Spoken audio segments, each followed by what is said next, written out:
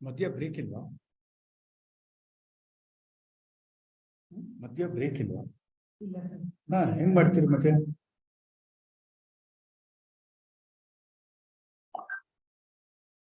Sindhuja ma'am ನಮಸ್ತೆ.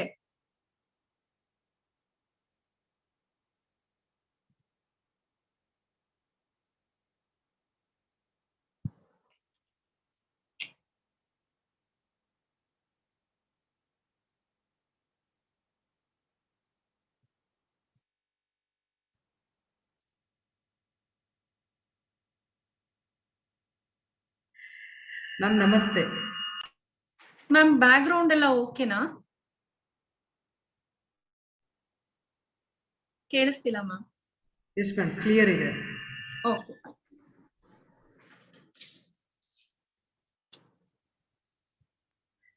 Good evening everyone. We will start the session exactly at 5.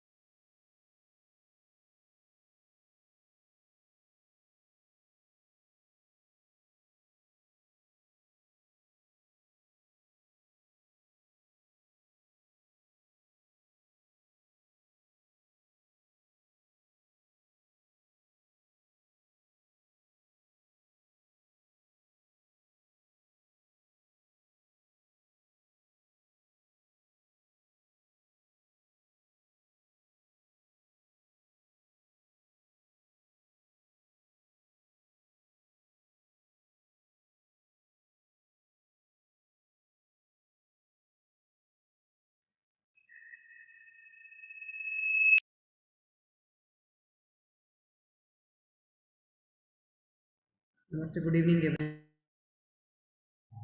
Shweta, ma'am, you can start.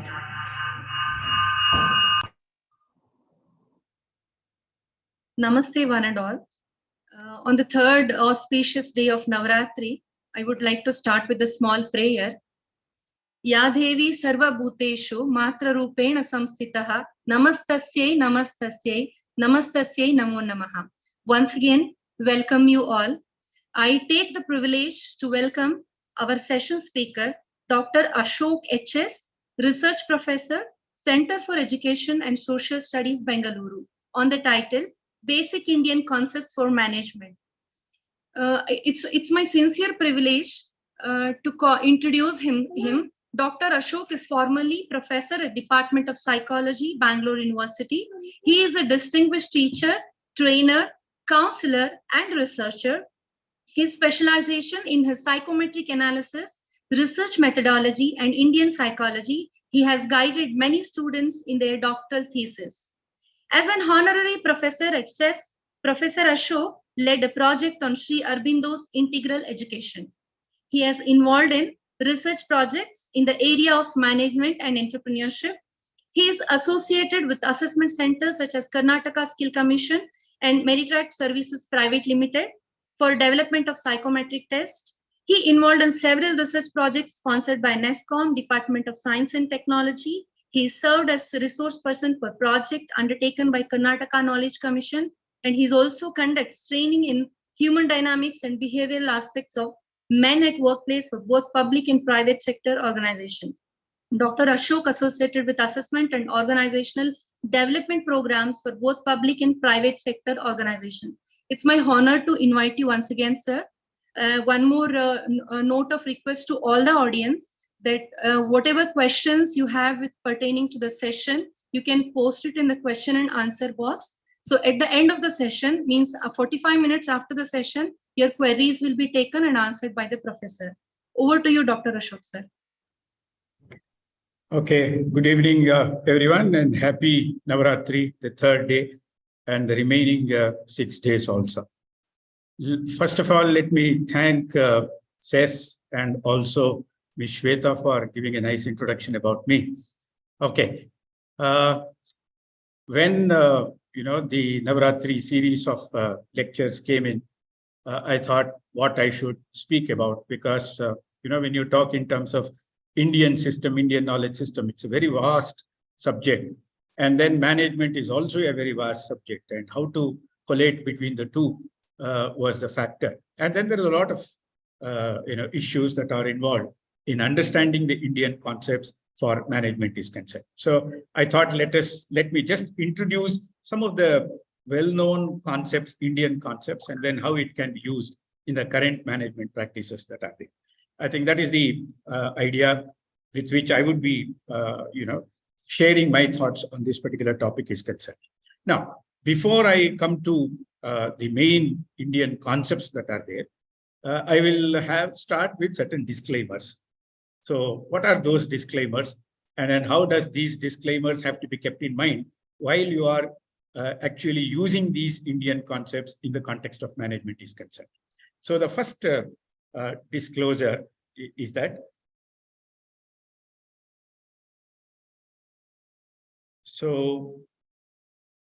why do we need an Eastern perspective or an Indian perspective to understand the management, to understand the organization is concerned? So theories and models that are available from the Western management perspective are more generic and applicable to a large majority of organizations. So probably when you talk in terms of management theories that are there, quite often we find that they talk in terms of majority of organizations, the larger organizations are concerned. Whereas when it comes to the contribution of unorganized sector, especially when you talk in terms of Indian situation is concerned, despite industrial revolution, despite all that, SMEs are becoming more important, and unorganized sector contributes to a major economic growth is concerned. So when you talk in terms of unorganized sector, it is more of an individualistic perspective. Understanding the individual becomes an important factor rather than applying the models and theories that are available that is applicable to the larger organizations concerned. So that's where there is a need for us to look into the Eastern perspective, which is more individualistic in nature. Okay. Now, ancient India has contributed to the global economy. So that's where, when you talk in terms of our history is concerned, now the entire economic activity was not restricted to a geographical location or a geographical limitation is concerned. It is applicable to the global economy is concerned. So that's where there is a strong need for looking at or re-looking at the Eastern perspective is concerned. Then, when you talk in terms of introspection of ancient model, that could provide an alternative strategies for effective management. Now, when you look at the current management, especially management practices of late, in the sense that when everything now is a virtual organization, every business is working on clouds, and when such things are there, the management that was prevailing, management strategies that were prevailing in 1980s, 1990s, and after the technological revolution is concerned, now most of the functions, most of the traditional functions of organizations, now one we found in the past decade in terms of mergers and acquisitions. So that's where till today I have my own identity. From tomorrow onwards, I totally, my identity is changed because somebody else take over my organization, or my employer sells my company or the company with which I am working to another larger organization. Entire vision and the mission of the individual and organization results in a conflict. And that's where the problem comes in. And now when everything is in a cloud, and how do you connect the people itself is a factor. Now, probably many of the traditional functions of an organization, departments of an organization has gone a change, because now we find that, we call it outsourcing component comes in. Traditional divisions of the work has been outsourced. Now, thanks to pandemic, now you have service centers or workstations. So you can go there whenever that is there and you work. And where is the connectivity between the individuals, employer and employees, and what exactly happens to the human relations component that is there? And that is where there is a need for us to look into, introspect ourselves, and what was prevailing, what was the, let us say, the time where the global economy, India was a global economic contributor. Now, what were the methodologies, what were the strategies that were used becomes an important factor. Now, continuing the, let us say, the relevance of that. Now, when we talk in terms of, let us say, the Eastern perspective, the role of a culture play an important role. Despite liberalization, despite globalization, the basic crux of the human personality or the Indian personality is influenced by one's culture. Probably coming from psychology background, we have a concept what is called as archetypes, or we have a concept of what is called as the collective unconscious. So there is some hidden type which is there, the cultural component that is there within us, which influences the way in which we look at the world, we perceive the world, and that's where that is being, in blood itself that is there, and that is being influenced by the culture is concerned. And I remember one of my professor used to say that when you make a comparison between an Indian and a Western culture, or an Eastern and a Western culture, we find the difference in terms of fight and the flow culture. The Western culture is more of a fight culture. So see, my own individualistic development becomes an important factor. If I find something that is in the block, I will remove that particular block, and then I occupy that particular position, or I acquire or make into possession like that. Whereas in the Eastern religion, the perspective is the flow. If the block is there, let the block be there. I will circumvent, so that block, let it remain. I don't disturb that at all.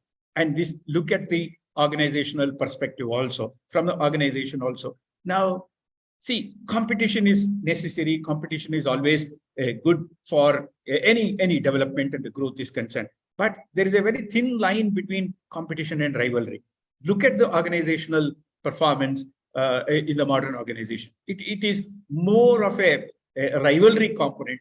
I should win, and I will resort to all sort of practices so that I can wash out my competitor. And that's where the problem or the imbalances is coming in. That's where the fight culture is becoming. Rather, can we adopt the flow culture that was there with us, so that the holistic development of the economy.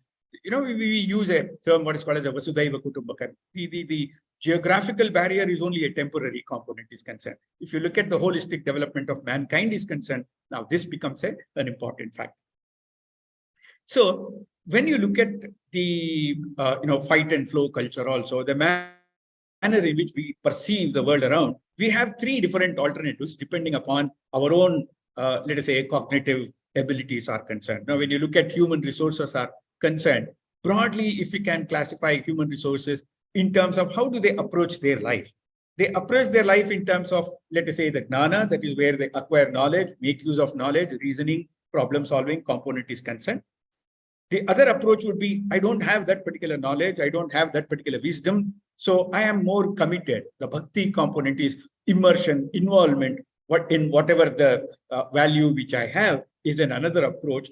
And the third approach would be the karma or the action is an important factor. So understanding an organization, understanding employees in an organization can be differentiated in terms of the three different approaches that the entire employee community may have. And correspondingly, if this knowledge can be used, probably optimal utilization of human resources would be possible. That's one. And when you look at, see, my talk would be, I will be introducing some of the, let us say, the Indian concepts. And then these Indian concepts, how it can be used, can be analyzed from two perspectives. One is a micro perspective, another is a macro perspective. Micro perspective refers to an employer or an employee as an individual is concerned. So as an individual, what are the concepts that are there in the Indian philosophy or the Hinduism or etc., and how those understanding of that particular component at an individual level, either as an employee or as an employer, can help in facilitating, enriching, or optimizing one's performance is concerned. That's where you're talking about the micro perspective. Macro perspective, on the other hand, refers to organizational perspective. So what are the concepts that are there that can be made use of, that can be utilized effectively for the overall organizational effectiveness is concerned. This is where I talk in terms of the micro perspective and the macro perspective. So policies, vision and vision exercises, the value orientations, the policies and procedures that the organization can be used of while dealing with the human resources becomes the macro perspective.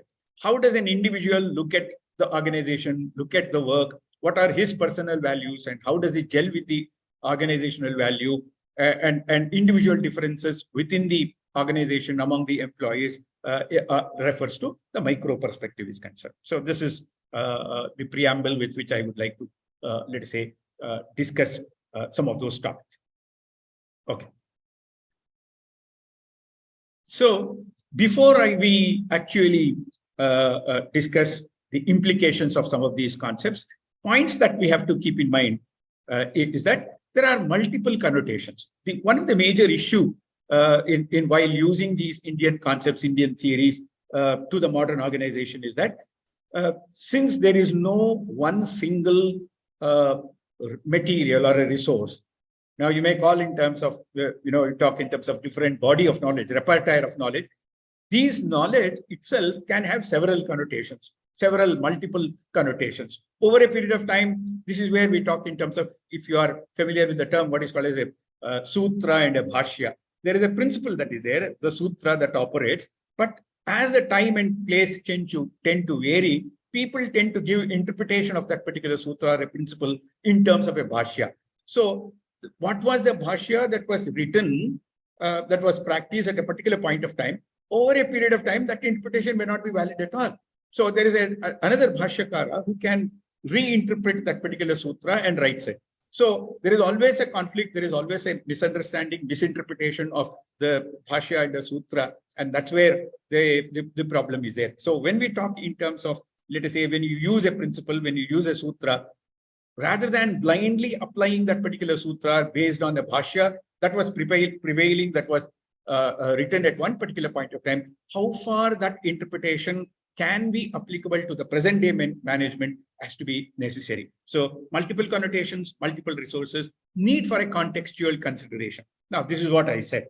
And the cultural perspective. So whether we really or let us say, if you look at our education system, whether we are actually being integrated ourselves into our knowledge system is one particular factor. And then right now, when our thinking process, cognitive process itself is being influenced by cognitive factors that is being brought by the Western perspective is concerned. Now, how well we can bring about a balance between the two is a factor that we need to take into consideration. Okay. The last aspect before I come to the concept is that it is a misnomer that Western concepts are universal and Indian concepts are not. Indian concepts are neither competing nor striving to replace Western concepts as universal science. So let us not take a stand that everything that is there Indian is good, everything that is there in the Western is good, or everything that is Western is applicable equally to the Eastern and etc. So that's one particular factor. And when we look at the Western science, as just now I said, the fight and the flow component is concerned. When you say fight, the major focus of the Western approach or the Western management principle is identify a problem and how to resolve that particular problem is an important factor. Now, reduction is an important factor. Management is not an important factor. So when we talk in terms of the Indian approach or the Eastern approach is concerned, it primarily looks at the growth aspect. So that is where on how human beings can actualize their full potential and can free themselves from their mental conditioning. So they may have certain biases, they may have certain prejudices. When you talk in terms of a group, though you talk in terms of a work or a workplace, on a number of factors, though you on paper you call it as a team, there are on a wide number of factors, there are individual differences that are there. Despite those individual differences, how it is possible for us to achieve the organizational effectiveness or optimal performance at an individual level becomes an important factor. Okay, so okay, this is what I was just saying. So we can make use of a micro perspective in terms of an individual as an employee or an employer, macro perspective in terms of organizational factors, in terms of human resources, values, visioning, etc. And these concepts can be made use of while dealing with the routine activities, day-to-day activities is concerned, how these concepts can be made use of. These concepts also can be made use of at the time of the crisis, at the time of the conflict also. So with these preambles, I think I'll just try to introduce some of the concepts. So, all right, the final aspect is about as I was saying, the linguistic factor play an important role. The concept that is there, how are you going to interpret that particular concept, use that particular concept is an important factor. Probably down the line, when I come to the different concepts, I will give you how different interpretations can be possible. Contextual reference, the time and the space I have already talked about. Importance to experiential and subjective factors versus empirical and an objective factor. That's where when you talk in terms of universal versus individualistic is an important factor. And there are alternative ways of introducing. Now, if you are talking in terms of management, as a Indian management system in your curriculum is concerned, now that can be introduced in the form of a hardcore or a softcore or an open elective, so that you introduce the concept, and then based on the interest that the students develop, based on the faculty interest, now you can modify, you can redevelop the concepts or the papers based on that particular component is concerned. And to do that, what is required is the preparation of the teachers becomes an essential factor. Researchers have to get that particular bent of mind and interest there. And you also may have to prepare the students in terms of that. So these are some of the pragmatic issues that we have to take into consideration before we actually make use of these Indian concepts in the curriculum, in the management practice is concerned. Okay, next. Okay. This is another factor. There is a repertoire of Indian knowledge through different literary sources. There are 108, 4 Vedas that are there, 108 principal Upanishads, 6 orthodox systems that are there, 2 heterodox systems that are there, and the number of, let us say, the epics that are there. So this is one aspect of repertoire of Indian knowledge that we can make use of. Or in other words, you also have Vedas, Upanishads, Puranas, Shastras, Sutras, Bhashyas. This is where the entire philosophical foundation for Indian system can be obtained, and correspondingly we can draw material from them to the, let us say, current management practices that are there. Okay. Well, with this, let us say, the background, I think I will run through the concepts. Okay. So some of these concepts are very much familiar. You would have heard of these particular concepts. So I will not give definition of all these different concepts that are there, but I understand, or I assume that you would have had a basic understanding of these concepts that are there. Otherwise, what happens is, if I start explaining each one of the concepts, that itself may take more time. So Triguna concept: Purushartha, Ashrama, Varnashrama, Panchakosha, Loka Sangraha, Anasakti, Dharma, and Prakriti Purusha. These are the concepts which I would like to, let us say, deliberate on, so that how these concepts can be used in a micro perspective as well as a macro perspective is a concern. Triguna, I think you may be familiar with the concept of temperament of the personality of each individual can vary in terms of sattva, rajas, and tamas. Every individual has all these three. Okay, the degree to which each one of them is present in an individual may vary.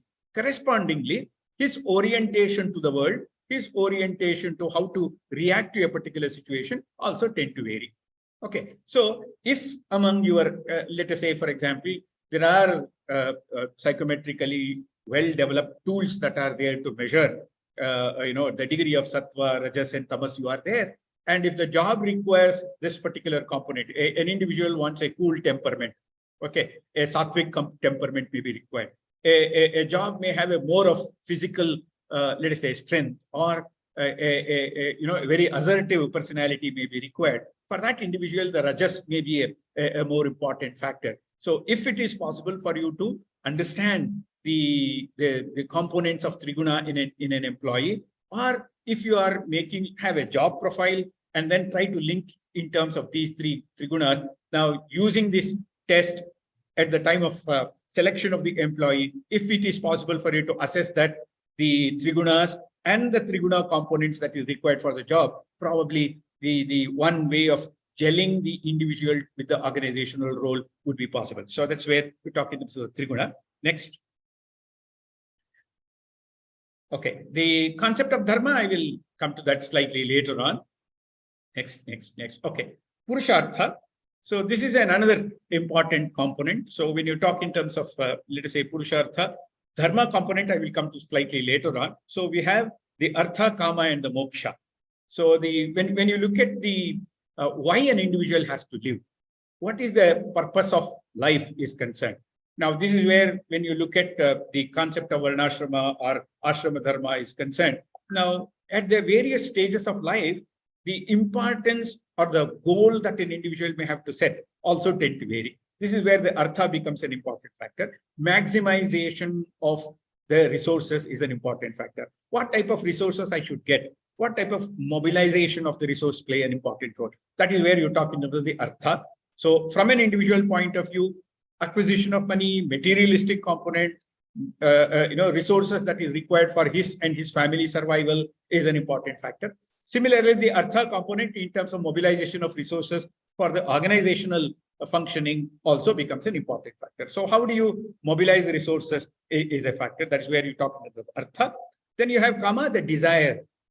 The organizations, probably when you talk in terms of an organization, I want to come in the first 500 companies in the world. Okay, I have to come within the first 100. So that is where the desire comes into the picture. For that, what is it that you have to require? Now, each one of them are related with one another. Similarly, an individual may have a desire. I joined an organization as this. 5 years after my service in that organization, I expect a promotion.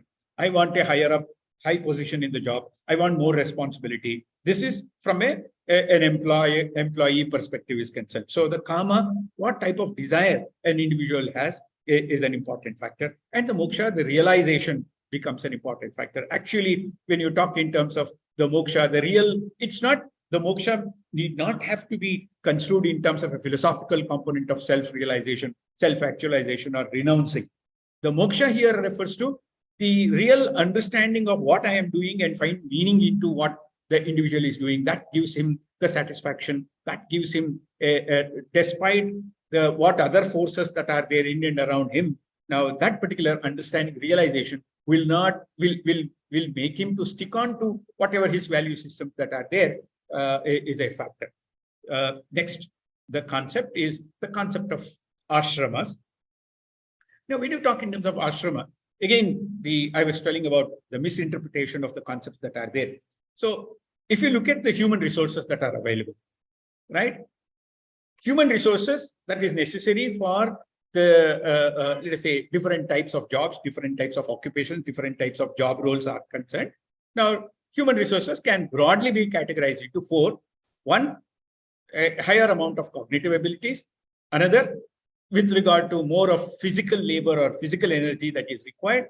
The third one is in terms of, let us say, the negotiation skills, or in terms of, let us say, when you talk in terms of trade and business skills that are there, is an important factor. And the fourth one would be in terms of certain mundane routine activities that need to be done.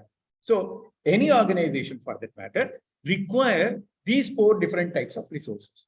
So how much of that is required tend to vary depending upon your organizational structure. Now you may find that because of the technological growth and etc., you may find more of a, let us say, a cognitive function and other. But when it comes to the supportive organizations that are there, that is where the different types of other resources becomes an essential factor. So this is where the ashramas play an important role. Try to know where exactly what your organization, what level your organization is, and what type of human resources is required, so that the you can make use of this particular concept. Next one. What are ashrama dharmas? Now, this is another component that we make use of, the developmental perspective. As an individual develop, one passes through different stages. Now, let me take only in terms of Yavana, Grahastha, Vanprastha, and Sannyasa. That is where, when you're talking of Yavana, the individual has completed his work, education, and enters into a job. That is where all those motivational force and energy that is required is an important factor. Whereas after a particular period of time, he enters into the next stage in life. That's where the family becomes an important factor. This is another important factor that is coming up now. Marriage and family, how the culture, how the change in those particular factors has resulted in several of the problems that we would not have seen so far till the recent years, whereas that was very common in the Western culture. Now, because of this particular component, how it is coming in, and how the Grihastha Sutra can help in understanding the individual who is entered into the family circle or the family state is an important factor. Vanaprastha and Sannyasa are the two important factors. That's where, from an organizational perspective, if you look at an organization, we talk in terms of preparing the second order leadership layer. We talk about how do you prepare for a second order, okay, second line. So Vanaprastha is a stage where you gradually hand over your responsibility to the next generation is concerned. But how long you stick on to your position? So I want to retire as a managing director. I want to retire as CEO, and I don't prepare my next line. That's where the problem comes in. So that's another factor that we need to. Vanaprastha. Sannyasa is gradually leaving that, and then ultimately, work towards your own understanding, your own self-satisfaction, fulfillment of the self-need, personal needs becomes an important factor. So that's where you talk in terms of varnashramas are a factor. The another related to that is the concept of Panchakosha. Now, I would like to, let us say, interpret these Panchakoshas as the energy that an individual gets, or a motivational energy that an individual gets towards one's own self, towards the sustenance of the self is concerned. Okay. So when you talk in terms of this, you talk in terms of Annamaya, Pranamaya, Manomaya, Vijnanamaya, and Anandamaya. So if you can, let us say, if you are a crude analysis or a comparison analogy could be in terms of, you are familiar with the Maslowian model. So you have, let us say, the basic needs, the survival needs, then you have, the esteem needs, love needs, esteem needs, and actualization needs. So what makes an individual to work towards sustenance of life, both at a personal life as well as an organizational or a professional life. Now, this becomes an important factor. At various stages of development, these needs also tend to vary. The motivational energy for an individual to work also tend to vary, very much similar to the Maslowian model. Initially, Annamaya or the basic needs become an essential factor. And when once he stages especially when we talk in the Indian family system, so when once an individual reaches a particular stage, security play an important role. That is where that becomes an important factor. The esteem needs or the may not be that important. So similarly, the motivational energy that an individual may get may vary from these sources. As an individual also tend to vary. From an organizational perspective, immediate supervisors or the organizational employers, if they can understand what makes an individual to work towards, understand these particular koshas or the motivational force, probably corrective steps can be taken so that the individuals could be motivated. Okay. Now, coming to, we'll go back to concept of dharma earlier. Okay. Now, all these were in terms of the individual perspective is concerned. Now, that is where when you talk in terms of the concept of dharma, what is dharma? Dharma can be seen in two different ways. One is vyashti, another is samashti. That is where individual dharma and the societal dharma. The societal dharma can be looked into, let us say, individual can be in terms of an individual employee, and society here can be construed in terms of an organizational component is concerned. So dharma, when you look at an individual dharma, what is the individual dharma of an employee or an employer? Similarly, what is the dharma of an employer? Now, when you talk in terms of an NGO, when you talk in terms of let's say a multinational company, when you talk in terms of a service organization, when you talk in terms, so what is the dharma there? Now, when we look at some of the organizations now, let us say educational institutions or hospital industry or any service industry for that matter, what is the dharma of that? What should be the primary goal of that? Can that be a run as a business firm? Now, when it runs as a business firm with a primary orientation of earning money, getting profit, then what is going to happen? Look at the component now. I mean, the friction that you find now, the displeasure that we find in the general public with regard to some of these service organizations is because what is the vritti dharma of that or samashti dharma of that? There is a violation, there is a difference between that particular component. Okay, so dharma is symptomatic in a dual way. So this is where you talk in terms of how do you look at that particular dharma. Next concept. Okay, so you talk in terms of the guna dharma. So this is where when you talk in terms of a guna dharma, this refers to the duty to be performed in accordance with the role one is playing or the position one is occupying. For example, the duty of a king, you say Raja Dharma, you say. So how that particular person involving as a managing director or as a leader or as a various stage strata of the hierarchy, what is his role there? Can I take my subordinate, my colleagues, my peer with that, as equal? How much of distance I should make?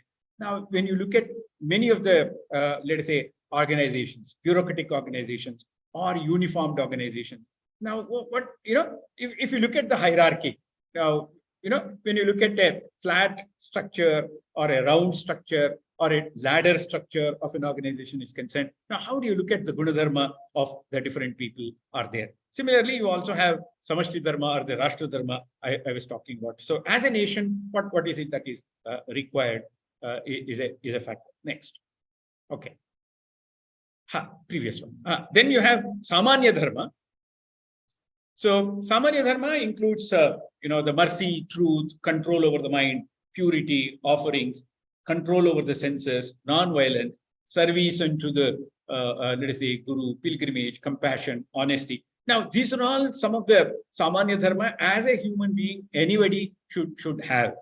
Okay. Now, probably, when such is there, whether an individual is a individual as a human being or as an employer and an employee, this becomes an important factor. So how do you inculcate samanya dharma, ensure the, when you talk in terms of duty and rights are concerned. Now, this is where the balance between the duty and right may have to be established. And the dharma also tend to vary. That's where varna dharma you talk in terms of a person who is interested with decision making, cognitive ability I was talking about, or the assertive ability or the physical labor that is required. So that person should be able to, without any reservation, the person should be able to take the decision depending on that particular role is concerned. That is what the Varna Dharma is. Okay, so this is an important factor. And then, as I have already said, as the individual moves from one state to the other, the the goals the individual set or the priorities of an individual also tend to vary, and correspondingly, that aspect also has to be taken into consideration. The previous one, previous. Okay. Now, so far, I was talking in terms of the concepts that could be used as an individual level, an employee or an individual in the organization is concerned.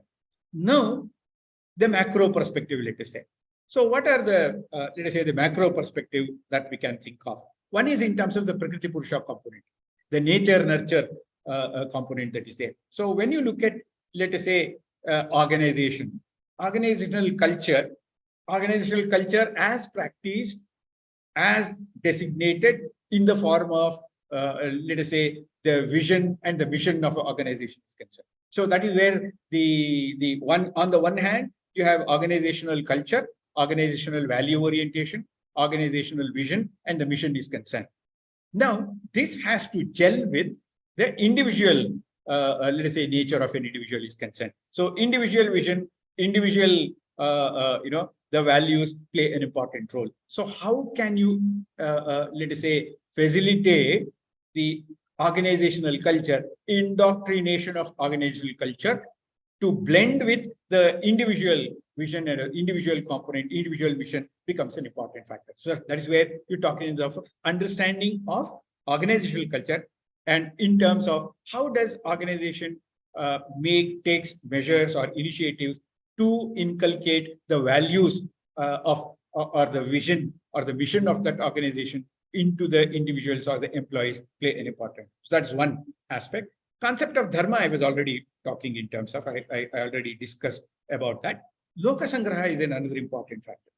Now, see, when you look at, say, for example, the entire economy is concerned, when you look at the global economy, or when you look at economy at a macro perspective is concerned, look at the, let us say, the damages that has taken place. One of the reason for, one of the implication of, let us say, mergers and acquisitions.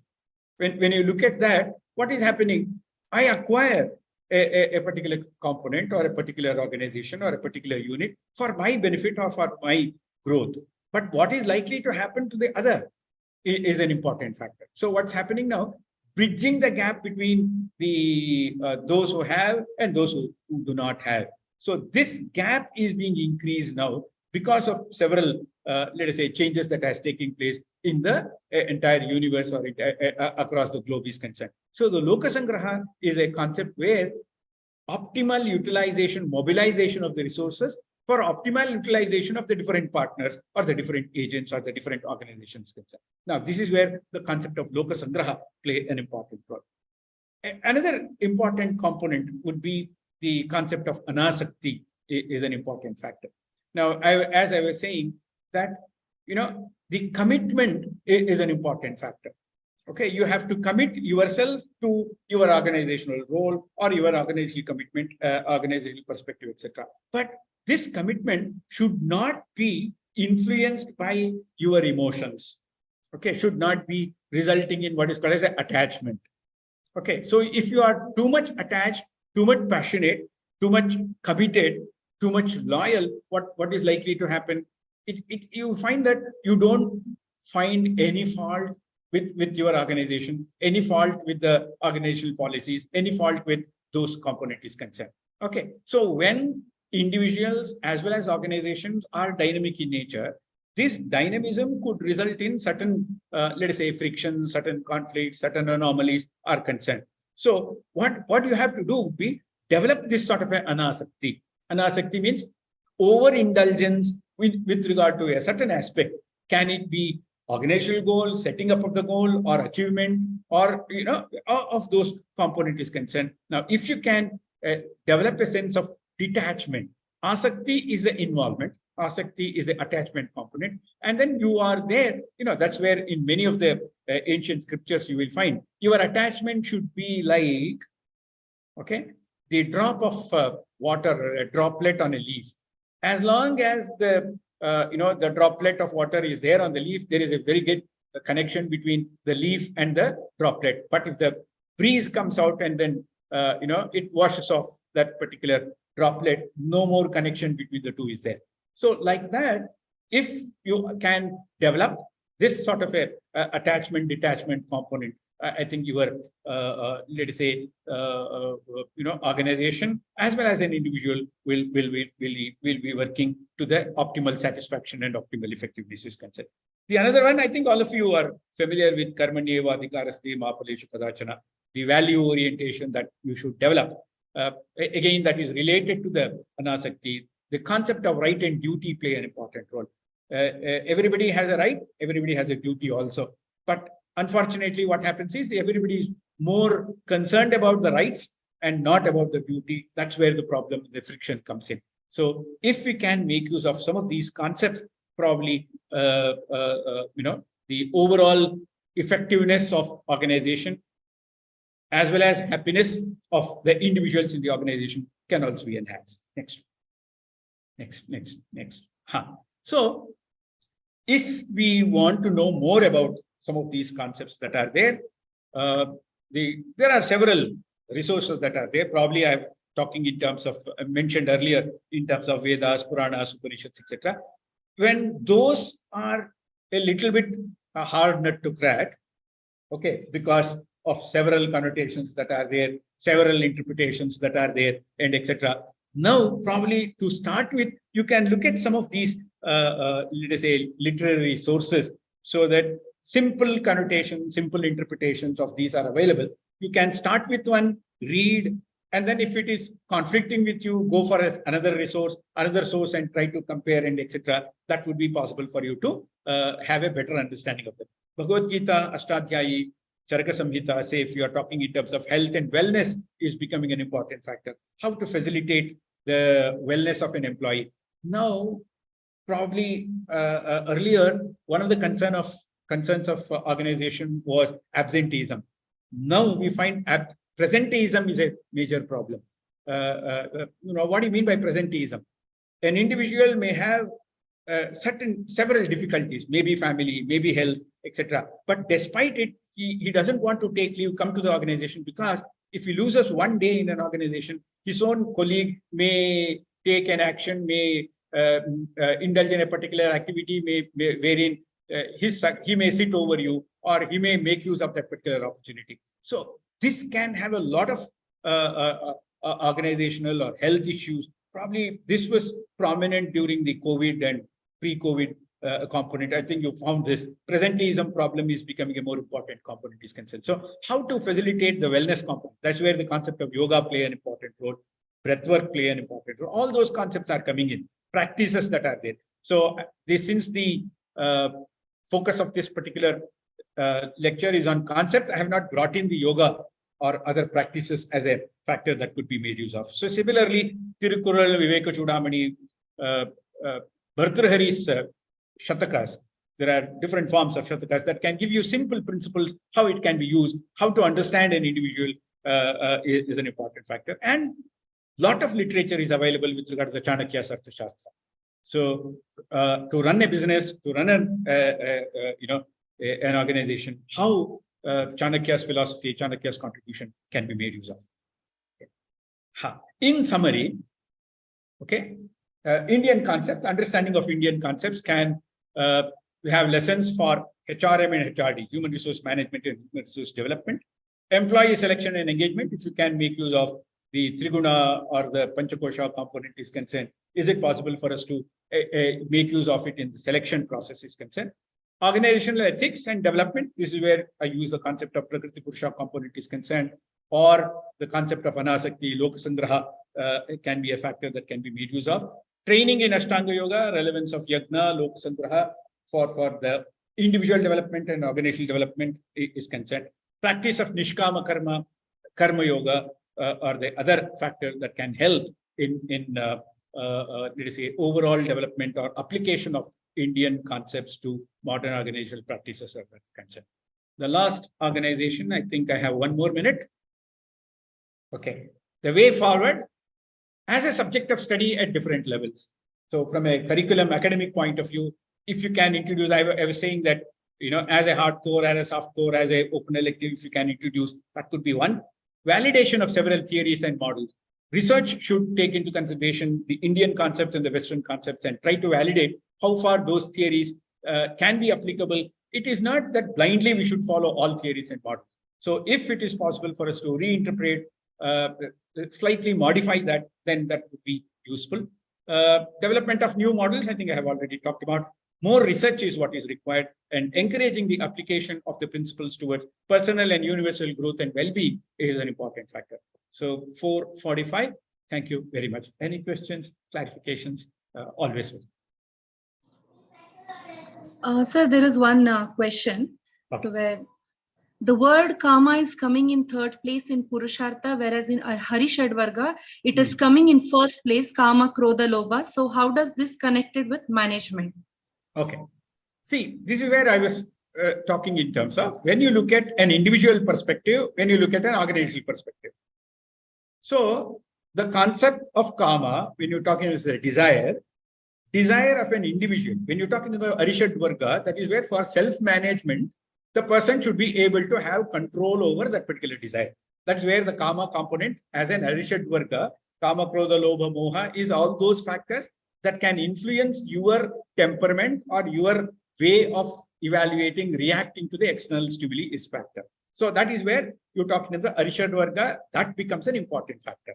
Whereas in the concept of organization, right, from the organizational role is concerned or the management component is concerned, the karma here refers to the desire for an individual for the development of an organization, development of an individual towards achieving a next stage or a promotion, and those components that are there. That is where you find you can make a difference between a karma as an Rishadvarga, karma as an individual desire for self-growth and development is concerned. It's not the position that is important, whether it is first or second or third, but what sort of orientation you have towards the, let us say, your desire, how are you going to control that particular desire is an important factor.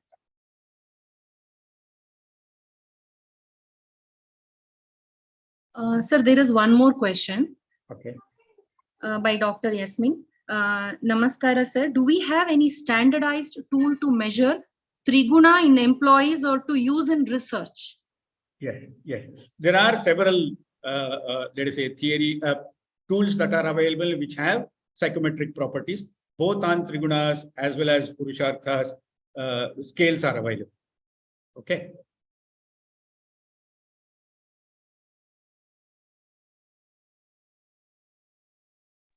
Sir, one more, I think more than a question, it is a compliment. A fantastic session, sir. Tremendous learning. Dr. Ashok, you are an encyclopedia of information. No. Then one more question there is, can you give one example on nature and nurture? Okay. See, the nature, Prakriti Purusha component, on that particular occasion, I use the word nature and the nurture. The nurture here refers to the organizational culture I was talking about. The nature refers to the individual nature of the human beings or the employees are concerned. So the nature of an employee, nature of an employer is this. Say, for example, when you talk in terms of your desire, your goals, as an individual, as an organization is concerned, that is where the nature is concerned. Now, suppose, for example, if you're talking in terms of, probably we make an observation or a comment that, when you're talking in terms of, in any organization, you find line and staff a conflict between the people, okay, or a blue collar, white collar, pink collar jobs that are there. So we make an observation, if the individual performs a particular act, if he belongs to a white collar and if he belongs to a blue collar, the manner in which they attribute, understand, he is a blue collar employee, that is his nature of behaving like that. If the same act is performed by a white collar person, you won't find it as a negative or in an unpleasant manner is concerned. This is where the nature becomes an important factor. Nurture refers to the organizational culture, organizational value component is concerned. So this is where the organization has to know the nature of the employees so that it is possible for you to take appropriate correction in terms of training and development of employees are concerned.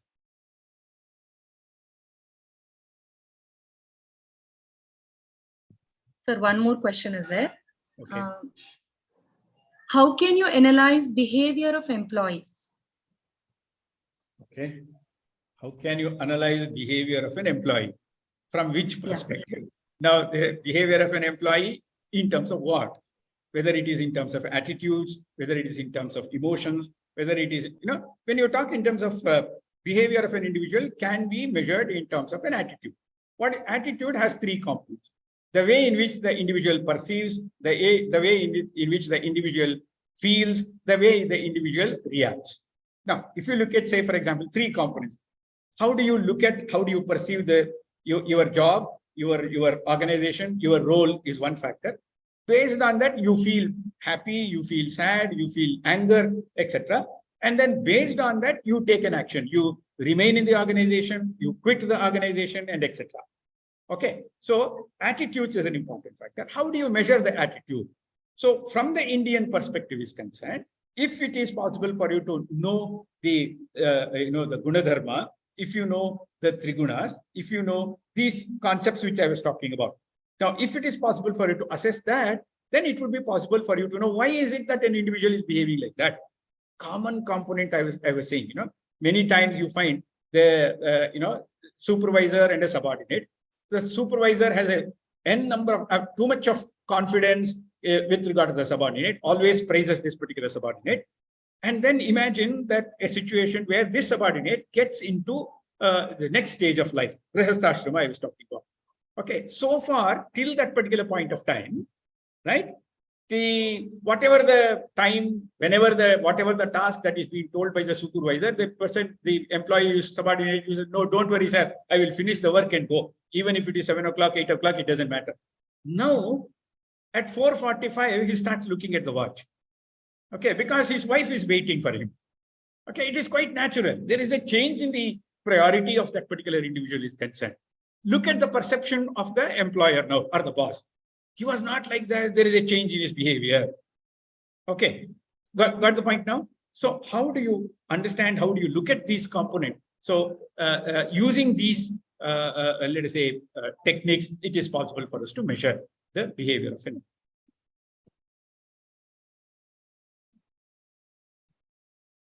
Sir, one more question. Okay. Sir, will not detachment influence the performance of the employee? Okay. Now, that's what I told you. What do you mean by the detachment? Detachment is nothing, is not like leaving out or separating. This is where I told you, when you talk, I gave the example of the leaf, the droplet of water on the leaf.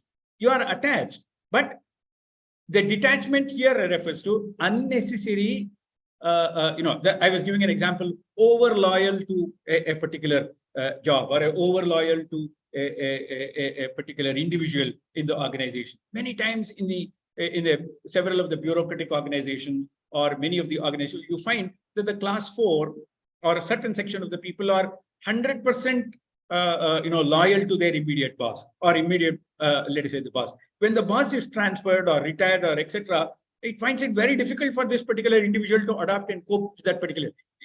Many organizations it is a reality that the relationship between the two individuals, boss and the subordinate, cannot always be permanent. So if the boss is transferred, if the boss moves out of organization, now this particular attachment itself would be harmful to the individual as well as to the organization. So this too much of attachment is not advocated. This is what I meant by the detachment. It is not, detachment doesn't mean total severing of the relationship or the connection between them. Sir, almost we are done with the questions, sir. Question Okay. answer session. I think it's so 5. So another session should go on. So Okay. I just would like to thank you. One thing I felt is that Kannadadalli ಒಂದು ಮಾತಿದೆ, ಹಿತ್ಲು ಗಿಡ ಮದ್ದಲ್ಲ ಅಂತ. So probably the backyard plant is not a medicine. So through your information dissemination, what I personally understood is that everything is here. We just need to correlate it to it.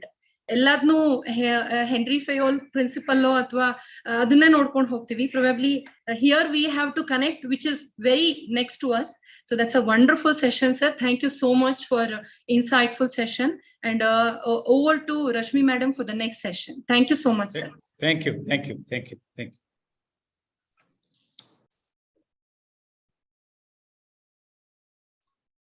Thank you, Shweta.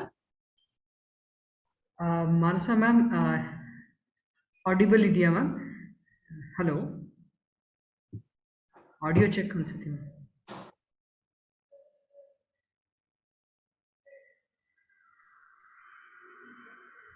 Rashmi ma'am, audible ಇದೆ? Audible ಇದೆಯಾ? Yes, you are audible. ಮಾನಸ ಮ್ಯಾಮ್ದು ಇನ್ನೂ audio connect ಆಗಿಲ್ಲ ಅನ್ಸುತ್ತೆ. ಈಗ ಕೇಳಿಸತ್ತಮ್ಮ? Yes ma'am, Yes, ಕೇಳಿಸ್ತಾ ma'am. ಇದೆ. Yes, ma'am. Okay. Thank you so much. And now I request Rashmi ma'am to continue with our the second session of day 3 of Navaratri lecture series. Over to you, Rashmi ma'am. Thank you, Sindhuja ma'am. Good evening, friends. So today we are here for the second session of the Navaratri series lecture. So just to start, today being the third day, would like to start this session with a small shloka. Yadevi sarvabhuteshu ma chandragantha rupena samsthitam namastasyai namastasyai namastasyai namo namaha. So this would be the third day where the avatara of Durgi is Ma Chandragantha. Today we have with us Dr. Manasa Nagabhushan on the session of the second series, where she would be talking on the comparing assumptions in the Western and the Indian management thought. As you all know, Dr. Manasa Nagabhushan is a very well-known name to us. We all know her. She needs no introduction, but still, I would just give a very short and a quick introduction of Madam. Dr. Manasa Nagabhushan presently is the director of Ramaya Institute of Management. She has over 32 years of experience as an academician, education leader, researcher, writer, and a consultant. It's very important to mention today about the Nari Shakti. She has been a doctoral guide, and she has 7 women scholars who have completed PhD under her guidance. She has been nominated as the member of Curriculum Development Committee under the task force of the new education policy implementation. She is a member of expert committee of Government of Karnataka. She is nominated as the president's nominee to the Executive Council of Central University of Karnataka. She is a member of Advisory Council of Nrupatanga University, Bangalore, and also an executive member of CES. Her qualification, just a small introduction, she is with MCOM, MPhil, MBA, and PhD. And her area of research was managing the voluntary organization working for women empowerment. What an impact, ma'am. Today, during Navaratri, we have you at our series. Thank you so much for being here. Not only that, she has many awards, which is in her kitty. She has been awarded as the best teacher in the area of management education in 2007, the best PhD thesis in 2009, Women Achiever Award in 2022, and she is also recognized as education stalwart by Education Times. And today we have Dr. Manasa Nagabhushan. Over to you, ma'am. Thank you. Thank you so much for the lengthy introduction. I want screen sharing to be enabled, yeah? Yes, ma'am. It's showing that it is disabled. Yes ma'am, I am doing it. Sorry. I made you. Yes ma'am, now you can do it.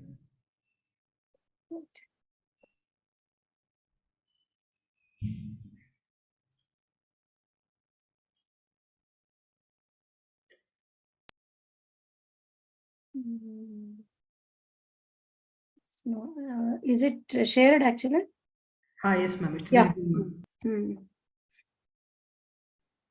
Very good evening and happy Navaratri to all those participants who are attending today. Basically, to tell you, I'm not an expert in this particular area, but I got a very good opportunity through CES to think about Indian and Western management thought. So I was, when really doing something, like all the time, whenever we talk about various or teach various Western models, concepts, frameworks, all the time something used to come to my mind, like how we would handle this. There is a stark difference actually, like how Indians handle things and what is being taught in the Western philosophies, that is especially in the management thought. So this triggered me to take up this particular topic, and I found it really like it is a vast ocean, to tell you. So each one of us have to explore and see what best we can do to this particular world to bring that kind of a difference. Because if you look at the Western management thought, okay, all the literature, whatever we are using, all the textbooks that we are using in classes, everything comes from the West, right? So in this situation, I thought, let me see how we can try and find out something Indian and blend it. And really, it is a huge ocean, and we can certainly, all of us have to be the harbingers, okay, of bringing management thought into action, especially what is Indian. Okay, so I'm using the term Indian because in CES we were using Bharatiya Management. So, but here I have just used it Indian, so we can replace it with Bharatiya Management thought. And there is a dire need for all of us in this area to contribute. Okay, so I have just done some kind of background work, and I saw this, what a Nobel laureate has said. It's already becoming clear that a chapter that had a Western beginning in business management will have to have an Indian ending. So see all the areas, see psychology. So how it is getting into a different dimension, yoga, meditation, and all these which came from Bharat, and it is thriving. So the ending is the basically philosophy, because we are deep rooted in culture. India is deep rooted in culture. See, when I very recently visited some of the foreign countries, I was feeling that kind of a stark difference, that how these countries work only on economy as a model, and how we as a cultural nation, we are so deep rooted, and for everything, we have a different approach. We think very differently. And why this differential thinking, whatever we are doing, cannot come into practice and has to be documented, has to be taken to the next level, and it has to be accepted by everyone. So I'm sure that in the days to come, like maybe another 50 years or 100 years, I'm sure that the whole business management theories which have come up now gets diluted, because even now we see that ESG as a concept, ESG is nothing new to us, right? Philanthropy or seva is nothing new to us. So all these are Indian deep-rooted concepts coming in organizations. So there is a very bright future for Indian management, and I'm sure that business management will have an Indian ending in the days to come. So look at management and the Indian context, what all happened over a period of time, how management got blended into our system. And today we have more than 3,000 business schools which are teaching the Western concepts. Okay, so Indian businesses, there was business even prior to that of independence, even during ancient period also we had businesses, and typically they were all family businesses.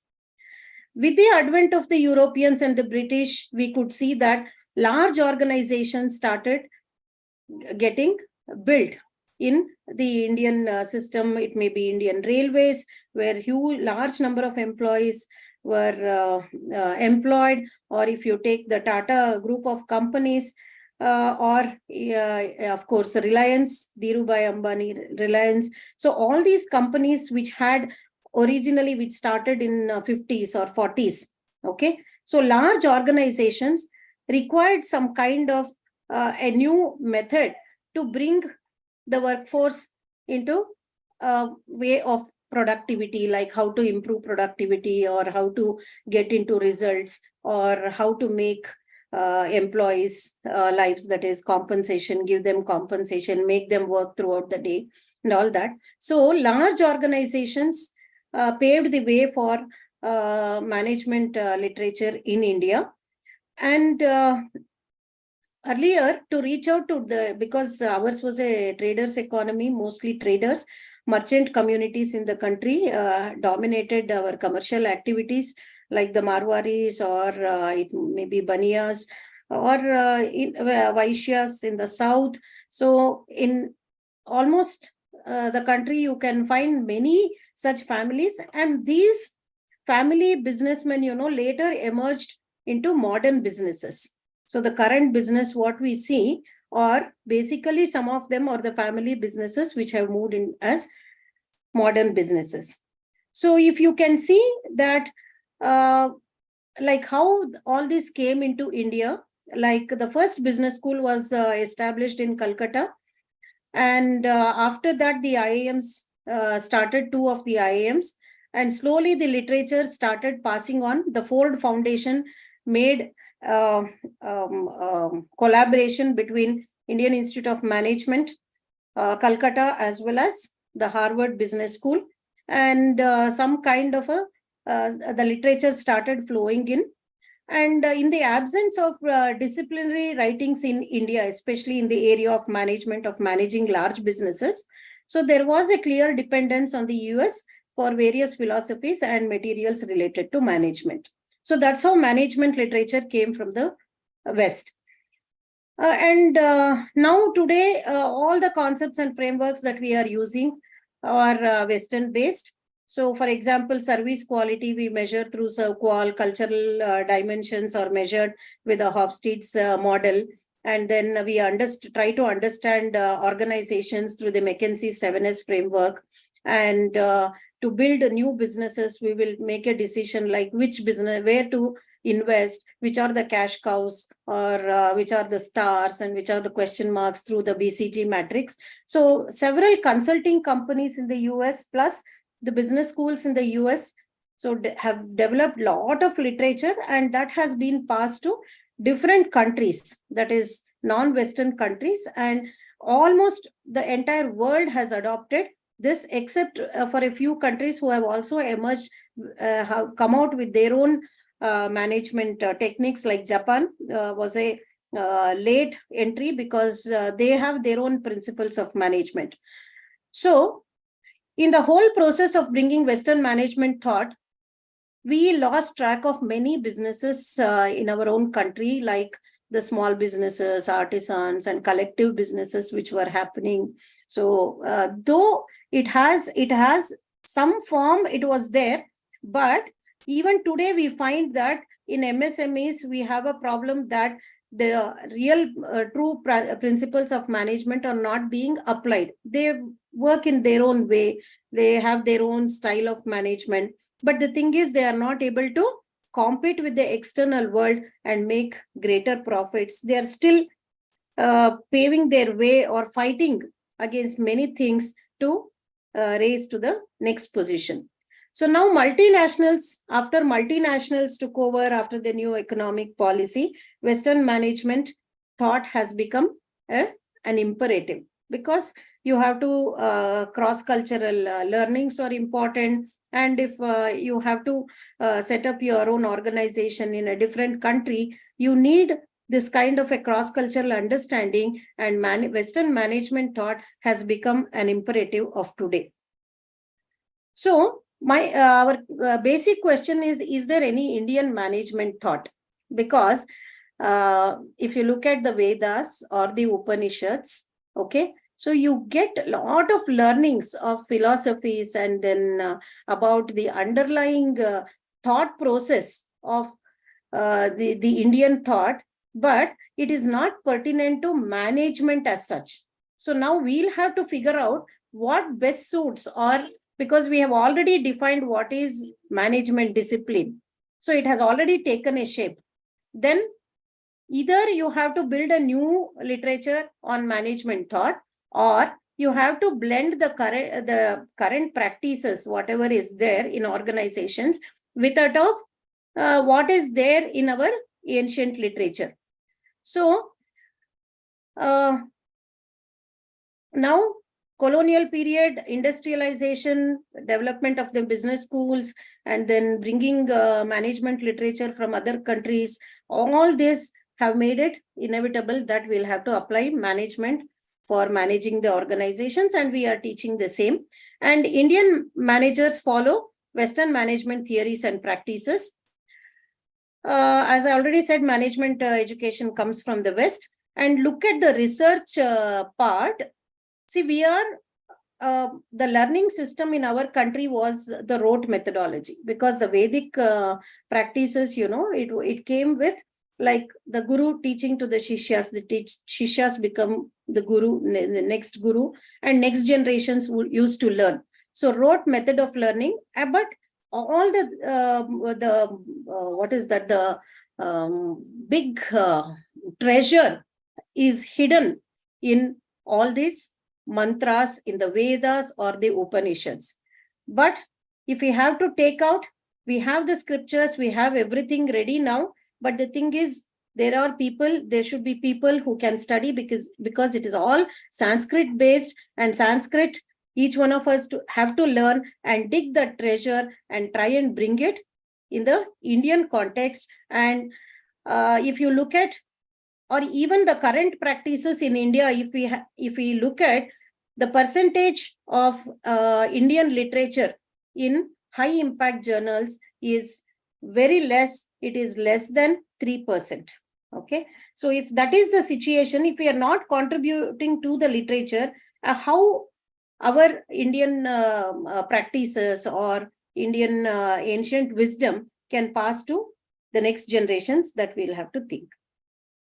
So now, if we have to develop the Bharatiya management thought or the Indian management thought, so there are two ways. One is you have to look at the current practices. What are the current practices? Blend it with ancient wisdom, and then you call it as a body of knowledge called as Indian management. That becomes Indian management. So we all have to look into what are the current practices and the ancient wisdom. So today, what I'm trying to do is that I was thinking how to actually bring the underlying assumptions of the Indian management thought and the Western management thought. So then the only thing that flashed me was, let me take up some of the models which have already developed and used and practiced in the Western philosophies, and take that and compare it with what is there Indian. Okay, what are the underlying assumptions in the Indian thought? So I have taken these 6 perspectives. One is about the human need. Second is the culture.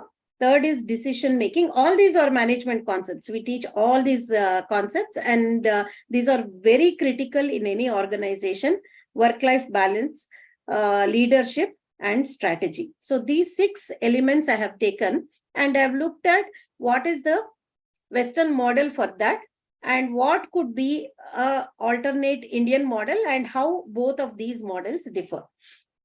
I hope it is fine. So first, I have started with the Maslow's need hierarchical theory.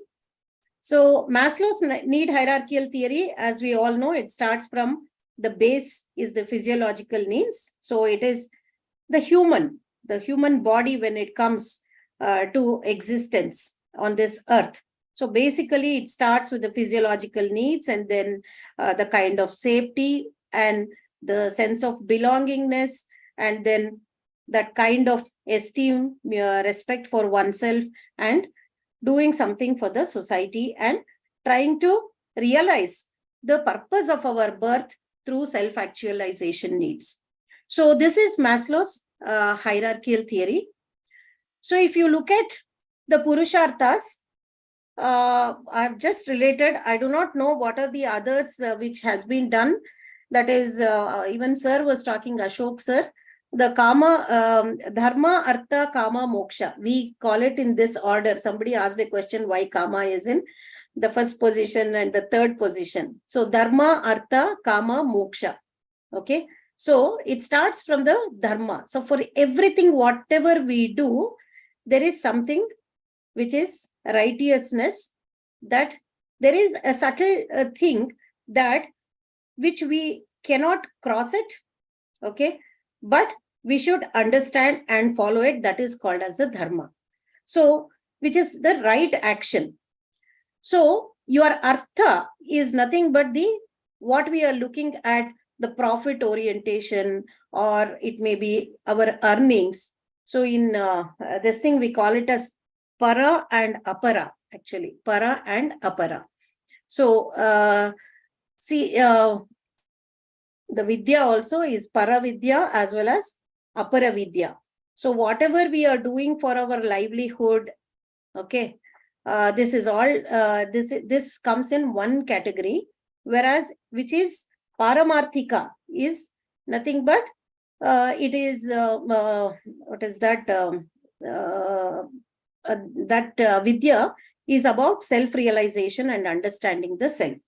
So dharma forms the basis, right action, and right action is a necessity for the artha to be meaningful. So you are earning, your organization is earning, you are making profits, but how did you do the profits become more important? Okay. So this talks about the ethics. Whereas if you see the Maslow's theory, it's a very, very interesting theory which talks about the 5 dimensions of an individual, that is the set of needs of an individual. But if you look at the dharma, artha, kama, moksha, so there is a kind of a relationship. Dharma is necessary for the artha to be meaningful, and abundance of the artha will be needed to support kama. Kama is the requirement or the fulfilling our personal needs is the kama. So the path to liberation or enlightenment is moksha, and this is supported by the harmonious interaction of dharma, artha, and kama. So actually, I read some studies wherein they have mentioned that moksha was added in the later part. So first it was the dharma, artha, and kama moksha. Dharma, artha, and kama, and then moksha was added. So moksha supports the harmonious interaction of dharma, artha, and kama. So now we can understand our living. So if you look at our living and the needs that we have to fulfill, if you just go by Maslow's theory, of course, he also states that it is once this is fulfilled, you go to the next level of needs. Once second is fulfilled, you go to the third level of needs. So not necessarily, but the thing is, the order could be anything, because there are self-actualization can also come first. So, but in Indian scriptures, it is the dharma which forms a basis for artha, artha forms a basis for kama, and then this is supported by it interacts with the moksha, that is liberation. So this is one model that I thought I will be presenting, and the second one which I thought was the models on culture. The Hofstede's model we are all very familiar, and whenever we teach OB, we don't forget to take up the Hofstede's cultural dimension. very, very interesting theory, of course.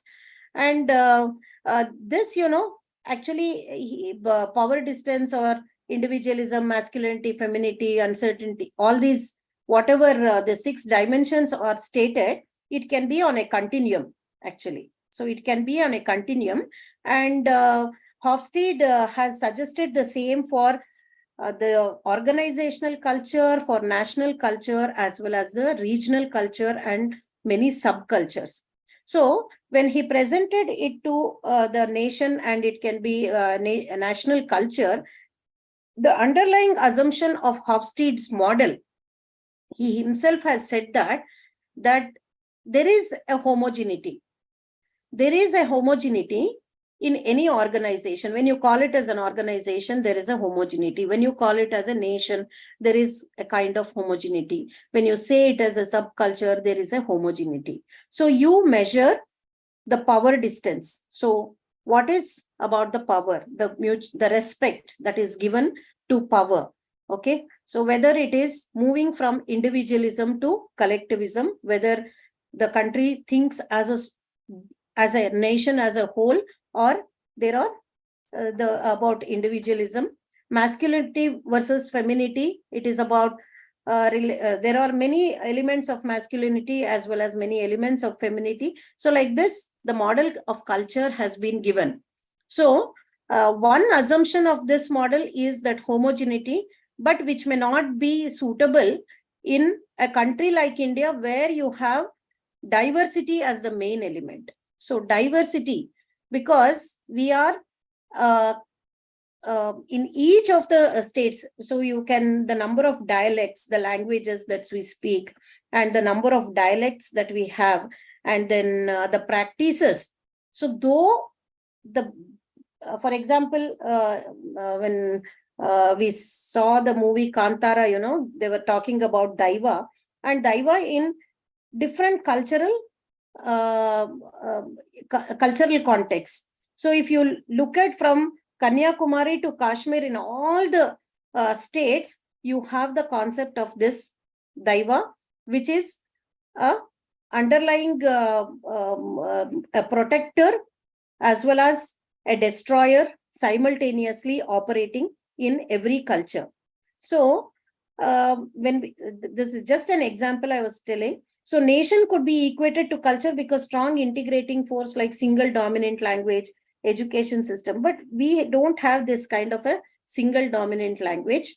Of course, we have made uniformity in education, army, political system, shared mass media, markets, and national symbols that can produce substantial sharing of culture in a nation. So this is what Hofstede has mentioned in his speech.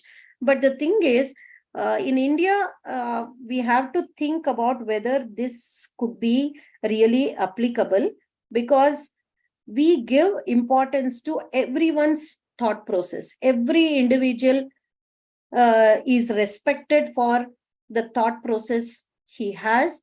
So we have freedom of expression, and everything is not the same. So though you may find some homogeneity, so it may not be a right measure to measure the culture of the country. So I found 2 more literatures which our Indian authors have developed. Panda and Gupta mentions about, so our culture can be measured with the following 6 dimensions: collectivist orientation, respect for status and power, primacy of personalized relationship, that is giving importance to the relationship, desire to be embedded in a group, because we all have the aspiration to be a part of a group, and then familism. This is, a family becomes a very, very integral unit of the culture of our country. So I'll come to that, actually, personal as well as professional. So family becomes a foundation in our country, and how we behave and what we do, and how we take decisions, how we think, how we operate, how we behave, it is not uniform. Okay. So, but what happens, in other cultures, it looks almost like similar. Okay. So families have a strong foundation in our country, and it is context sensitive. Context sensitive behavior. What is the context sensitive situational behavior? Cynical view about others. What is the view that we have about others? These are the 6 dimensions that Panda and Gupta have suggested in place of what Hofstede mentioned. And then Laleman et al. In 2015 came out with the 7 dimensions of culture for India. Specifically, these are Indian cultural dimensions. Emotions towards the national anthem and the nation is one of the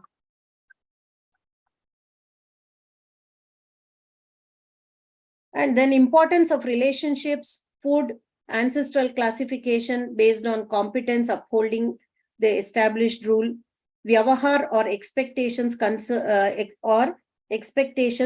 concerning outspokenness, justice, gravitas of the guru, and karma. Karma, we believe in karma philosophy. So sometimes things are not going fine or something is happening. For everything we associate it to karma. So it is because of the karma. We are not looking life on that is from birth to death. We are looking at a life which is beyond birth and beyond death. So we have a bigger continuum that we are thinking in the Indian context. So when that is the thing, the karma gets associated, the previous birth karma can come this birth, and then we also look at this karma carrying it to the next birth. So if that is the continuum, if we are not looking at a very short run orientation, but we are looking at a very, very long run, even that doesn't live in our memory, right? So before birth and after death, it is not in our memory, but still we hold that kind of a relationship to the previous births and relationship to the next birth also. And then Jugaad and frugal innovation. So if you look at the kind of thinking, Jugaad is a common word that is used in us. We are not systematic, and we are very good at managing the crisis. We can manage crisis very well. So look at the cricket matches, look at the vaccine war, or look at the whatever wars that we have fought, or it may be how we have reacted to our enemies. So all this, if you look at, there is crisis management, very strong in crisis management. And then that we may call it as Jugaad, and we may take it very lightly. But the thing is, at that point in time, what are the decision-making elements that come is very, very different. And it is possible because we have very high level of adaptability. This kind of a frugal innovation is possible, and problem solving. So these are the cultural models that our Indians have suggested in place of Greet Hofstede's cultural model. So this is Karminder and Guman also came out with what influences an Indian manager, and what would be the Indian management style. Okay, so now in today's world, we all know we have the social and Western values, right? And then familiarity, because family becomes the foundation, and then comfort with uncertainty. So we have our main this thing when I talked about Jugaad or innovation, comfort with uncertainty. These are the characteristics. So what are the management style? So in the cultural elements in the management style in India would be dualism. Dualism is because our education system has made us think very differently, whereas our families have made us think in a very different way. So that dualism exists.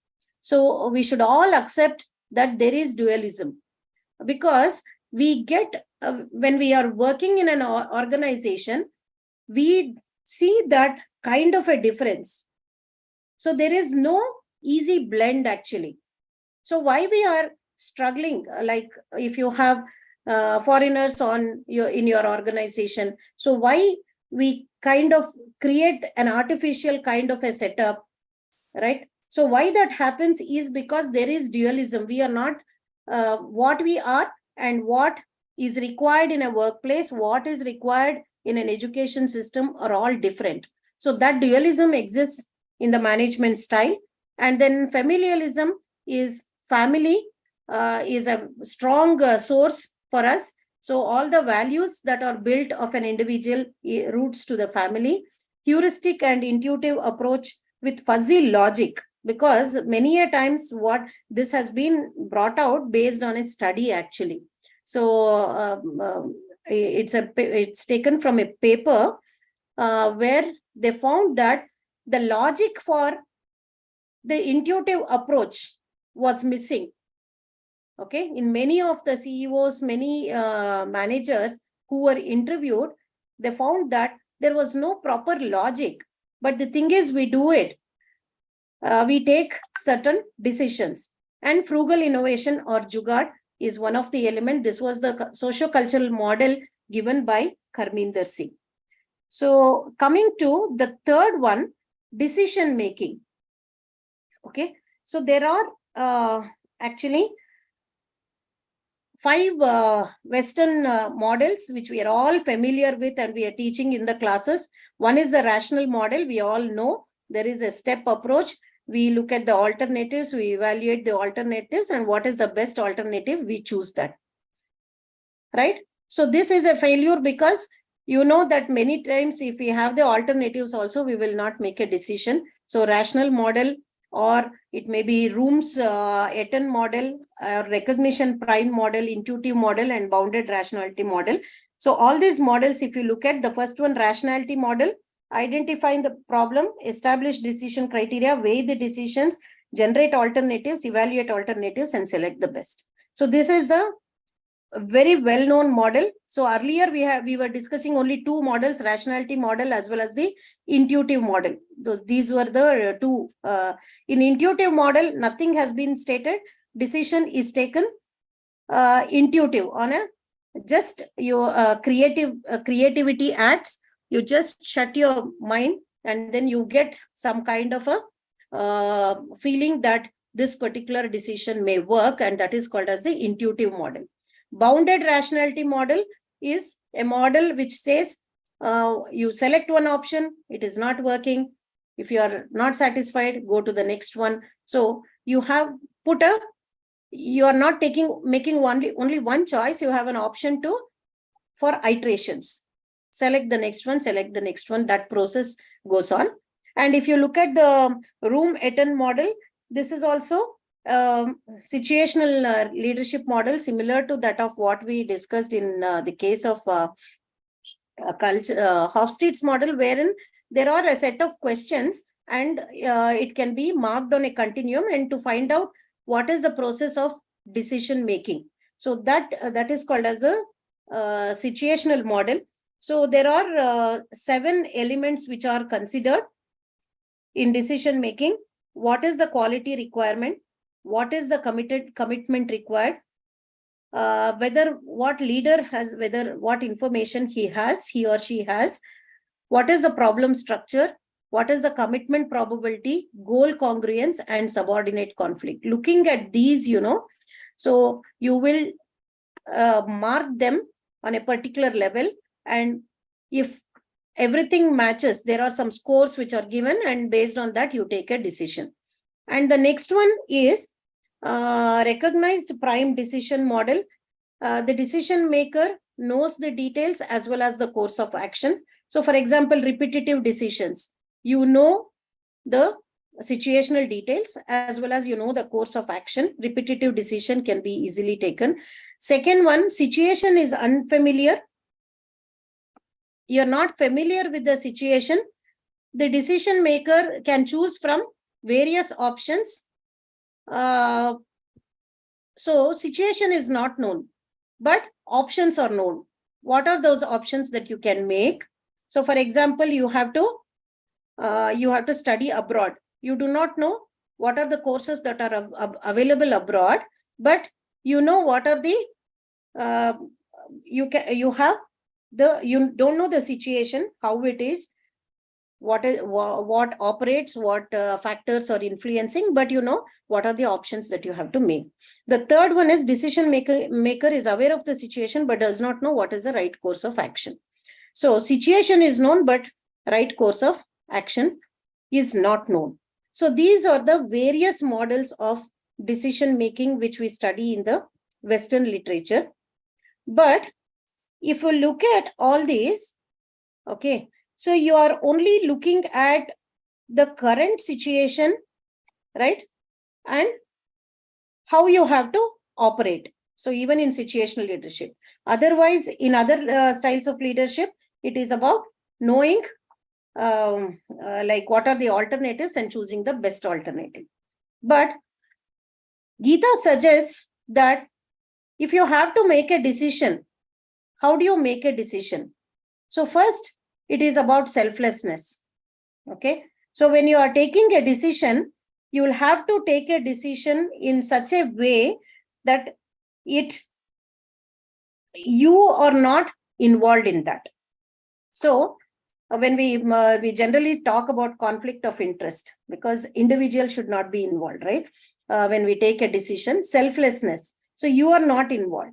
And secondly, what is the level of belief and faith that you have that you are, whatever you are going to do, you are on the right path, right?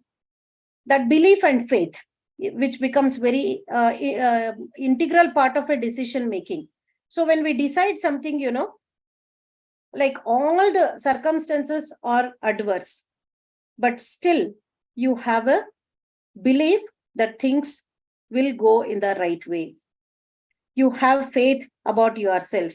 You have faith about people who are working in your own organization. So belief and faith, being calm. Okay. So this is not being told in any of the, see, you are taking the decisions, but what are the personal characteristics of an individual when you take a decision? See, only when you are calm, you know, you get the right decision. When you are cluttered with thoughts, see, we are only talking about the external influences that disturb your decisions, but we are not bothered about the internal thought process which is disturbing our decision making, right? So our mind itself is cluttered. You have so many thoughts coming in, and if you are taking a decision, certainly it may not work out. So being calm is very, very important in decision. And sankalpa. So what is the sankalpa? Yes, this is what goal, how to fix the goal. This is what I'm going to do it, right? So I will be doing it and I will achieve it. So if you have that kind of a sankalpa, so your decision making is always good. So even Mandavya Rishi has told, Mano Jayantu Mandavyam. If you have that, if you get it in your mind and you are certainly going to succeed, you need not see anything. And then larger canvas. Larger canvas. So what is a larger canvas? Are you seeing the big picture or you are seeing only the problem? Okay. So Gita says that you should have that kind of a larger picture. So even when in the Vishwarupa Darshana, okay, when Arjuna was standing in between in a situation where he did not want to fight. 1 second. Veda, door open madma. Session begin.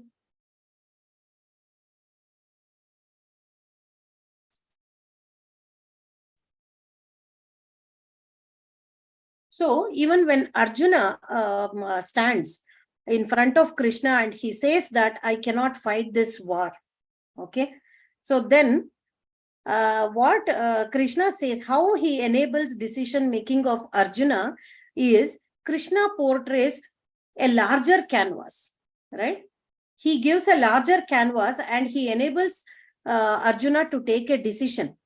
So this is what Gita talks about as the essentials for decision making. And there are many other things which will enable the leader, which will enable an individual. See, the whole philosophy, Indian philosophy, is based on self.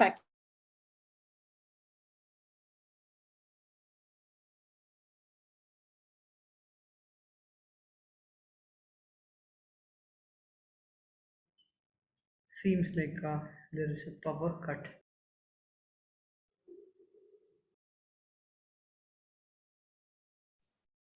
I think she's dropped out. Yeah, yeah.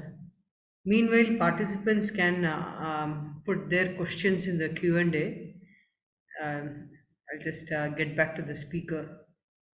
We'll just have a couple of minutes.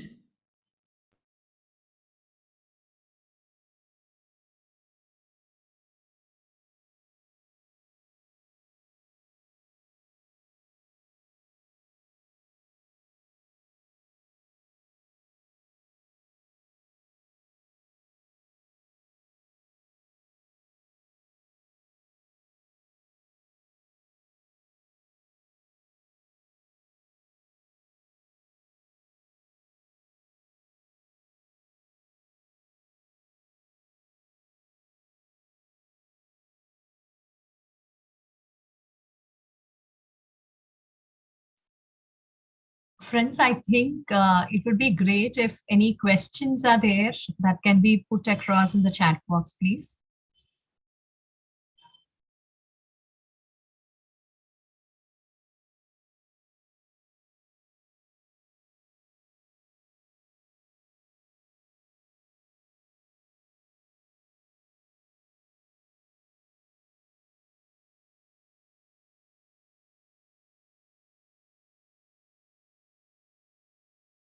And anyone want to share their views can raise hand. We'll allow them to speak until the speaker joins in.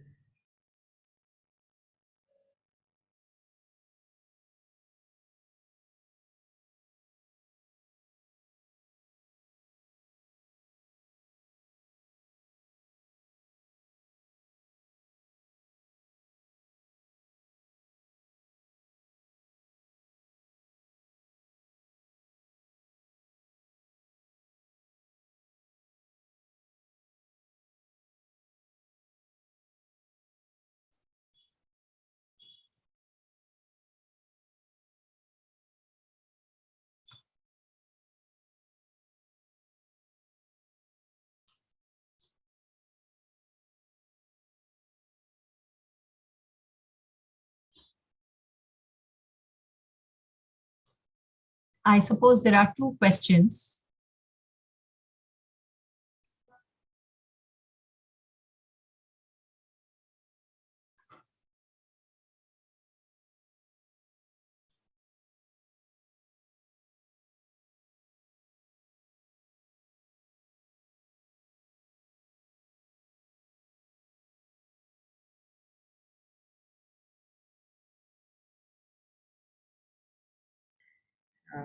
Madam will join in 1 minute. Uh, Thank you, all the participants, for the patience, and we look forward with the same spirit for tomorrow's session also as well.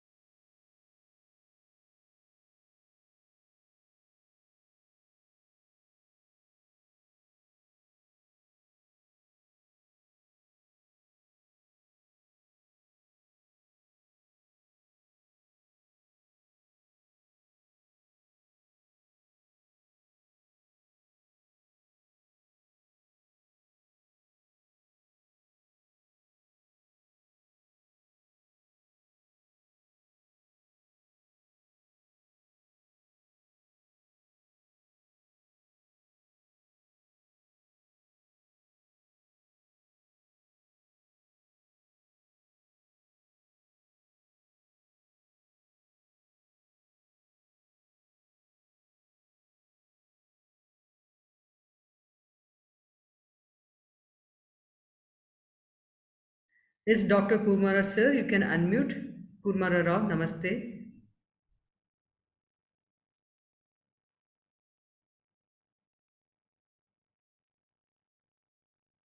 Yeah, ma'am is back. Sorry. extremely sorry No issue. for the inconvenience. Okay. Ah.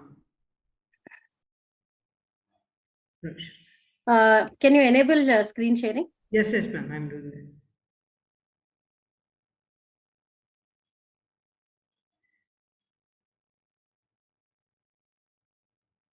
Yes, ma'am. No, I'm not getting. No, I have done it. Yeah. Internet connection is unstable. It's showing. So I will. Okay. Got it, right? Yes, ma'am. Yeah. Yes. So, yeah. So larger canvas is one element in decision making. So even in some of the books, even Western books also, we have studied that having both the pictures, a large picture as well as the bird's eye, both are very, very important. The bird's eye view is also very important. So this is what Bhagavad Gita says, and the lessons of the Gita can become a handbook for all the organizational leaders, so that can guide action actually. So very, very important that we have to use this. One second. It's not moving. Oh God. Yeah. So now like another element which I took about these organizations, today we are talking about, see, all business organizations, the primary motive is profit, right? So everything, we talk about profit maximization or wealth maximization, and profit becomes the main element, and all Western theories have been developed only on how to make an organization earn this profit. Of late, what we are seeing is that we are talking about planet over profit. So how to save our planet over the profit. So stop thinking about profit, but we'll have to save our planet. So what are the sustainable ways that we are looking at? So ESG has become an integral part, like though in India, we have just asked only 1,000 companies to file this BRSR report where ESG is captured, right? So if you look at that, if you look at the Indian scriptures, in the Ayodhya Kanda, Rama meets Bharata, and he talks about various factors which are very much relevant to this ESG. Okay. He said how you have to, what are the elements of governance? So how you have to take care of the governance element of the nation. See, today we may be talking about an organization, but management is universal in nature, whether it is for a nation, for an organization, for an institution. This becomes very, very critical. So everywhere in every organization, we have to look at the environment, social, and the governance elements. And profit, though you have profit in the center, we are asking organizations, you make profit, but you take care of the other three elements. So welfare is important. Profit is nothing but the welfare. But the thing is, at the same time, the other three. So Rama asked Bharata whether he has appointed, what kind of ministers he has appointed. Okay. So they have to be courageous, knowledgeable, and strong-willed, as well as with a higher emotional quotient. And then he talks about don't take decisions unilaterally. Don't take decisions with too many people. He says that you should have an efficient core group which will support you always, and with them you have to take the decisions. So we are talking about governance. So we are talking about board of directors. We are talking about independent directors on the board based on this ESG practices. So this is nothing but you should have a core group which will look at all the elements. And then he also says there should be one minister who is really effective. That's why we appoint a CEO, right? In an organization, the leader will set the path for the organization. So, and appoint tested men of noble lineage and integrity for strategic positions is the key for successful government. So these are some of the lessons that Rama gives to Bharata, what you are doing. So second thing, the social angle. He brings in the social angle. Do you treat your servants with dignity? Like those who are working for you, are you treating them with dignity? Are you giving them salaries and the food at the prescribed time? So welfare within the organization, what are you looking at? Do you have an inclusive approach? That is what we are talking today. DEI has become diversity, inclusion, and equity has become very important in organizations today, because a dissatisfied worker will cause disaffection. Do you offer the same food to your cooks that you eat? Okay, so what you eat and what you give to others, is it the same? So this kind of a differences. So who is a CEO is not who sits in a chamber and who acts very big with no time, but he is a person who has to be with everyone and serve the same food. So this is a very, very good example of inclusion. Treat with dignity all sections of the workforce is the basic duty of a ruler. A wise king should never enjoy the festivity and food without sharing with others. So we are talking about sharing with others. CSR is one element that we are talking about. So all these have been integrated in the our earlier models, but only thing is we have to draw many more things, and very seriously we have to draw, because now all organizations are moving towards profit, and we are now pulling the strings of ESG now. So in such a situation, it is very, very critical that we follow these kind of examples, so that how to promote this kind of ESG. And he also talks about agriculture and forest. Okay, so how because don't depend overly on rains, and you have to have irrigational facilities and protect forests and maintain livestock. So these are the lessons that Rama tells Bharata. So this shows that how organizations we are building and what was the concept of that day. If you do that, so we are looking at sustainable organizations, a sustainable nation, and a sustainable globe. So if we are looking at that, what should be our vision? So this we can draw lessons from governance and social. And coming to the leadership, see, because I did not take, there were too many leadership models. So we all know about the Blake and Mountain leadership model, which is a midway leadership. So apart from that, you have situational leadership, transformational leadership, transcendental leadership. So different kinds of leadership, but the qualities of a leader are very, very critical.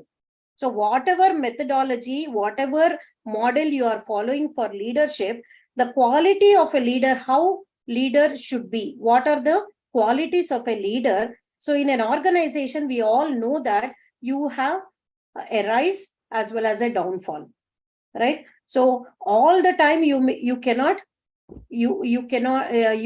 expect that all the time you are doing well. And we have seen many organizations making turnarounds, making losses, which have flourished in one point in time, have gone down. Okay, so then this is a very common message from the Bhagavad Gita I took, because leadership lessons primarily for qualities, we have to rely on the Gita. Sukha dukhe samakrutva labha labho jaya jayam tato yuddhaya yajyasva naivam papa mavapyasi. So fight for the sake of duty, treating alike happiness and distress, loss and gain, victory and defeat, fulfilling your responsibility in this way, you will you will never make any sin. So this is one lesson, that you have to equanimity. It talks about equanimity, how to treat the best times and the worst times in any organization as a leader. And then giving up the ego. Sir was also talking about karmanyeva adhikaraste mapaleshu kadachana Ma karma pala heturbu prama te sangostani karmani. You have a right to perform your prescribed duty, but not entitled to the fruits of action. So, but we are always looking at what we can gain, right?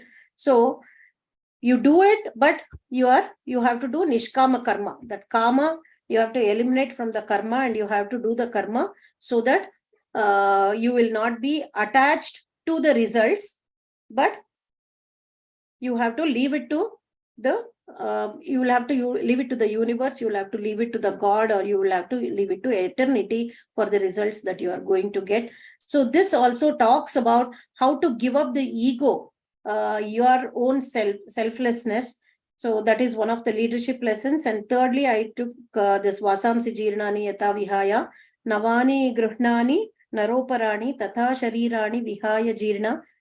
Oh, sorry, this was not the one I thought. Okay, so we have to think that we are all temporary, and it is not, we don't have any permanent. So giving up the old and embracing the new. So in every organization, every day is a new day, right? So we cannot live with old practices. We cannot live with what is old all the time. We cannot live with old practices. If you have to give up something, you have to give up and then move ahead with new this thing, like how we shed our old garments and wear the new one, and how our soul casts our own out body and enters a new one. In the same way, this is not only for birth and death, it is also for our everyday life, that we have to give up the old and embrace the new as a leader. So we need not get attached to what we are doing. See, many a times, we attach to our seat. So we cannot give up the seat. We think very low when we have to give up something. So that is not required, because everything is dynamic in this world. It is moving, and it goes to the next level. We have to give up and then embrace the new. So these are some of the leadership lessons that we can see. And I think Bhagavad Gita is the best to teach about leadership. And the next one, I have taken work-life balance. Very recently, I wrote a blog on work-life balance. So this is about, in the work-life balance, the assumption is that you strive to create a balance. Okay. So you have work on one hand, you have life on the other. So it is not true. Life and work are not two different entities. So they are, work blends with a life, right? So our life, I cannot become a manasa different for work and a manasa different for my own life, correct? So life means it is personal life. They are talking about my personal life. So I cannot have I cannot compartmentalize my mind also, that it is work, and you have to blend both of these. So all of us are striving. When we talk about women, the only thing which comes is about the work-life balance. So we have a great model on work-life balance, and we are talking about it. I think it is integrating work and life. It is not about balancing work and life. So if you think that you are balancing, you are walking on the thin thread where you may fall anytime. So your work becomes strenuous, it becomes more stifling, and it becomes more difficult when you say it is a work-life balance. So there is nothing as work versus life. You cannot say work and life. These are two different elements. If you think like that, you cannot give yourself 100% to your work. So even in Bhagavad Gita, Krishna says that when your mind is preoccupied, when you are doing some work and it is preoccupied with something, it means that you are not doing the work. So that means when you are thinking about your family during your work, it means that you have a preoccupied mind. You are really not doing the work.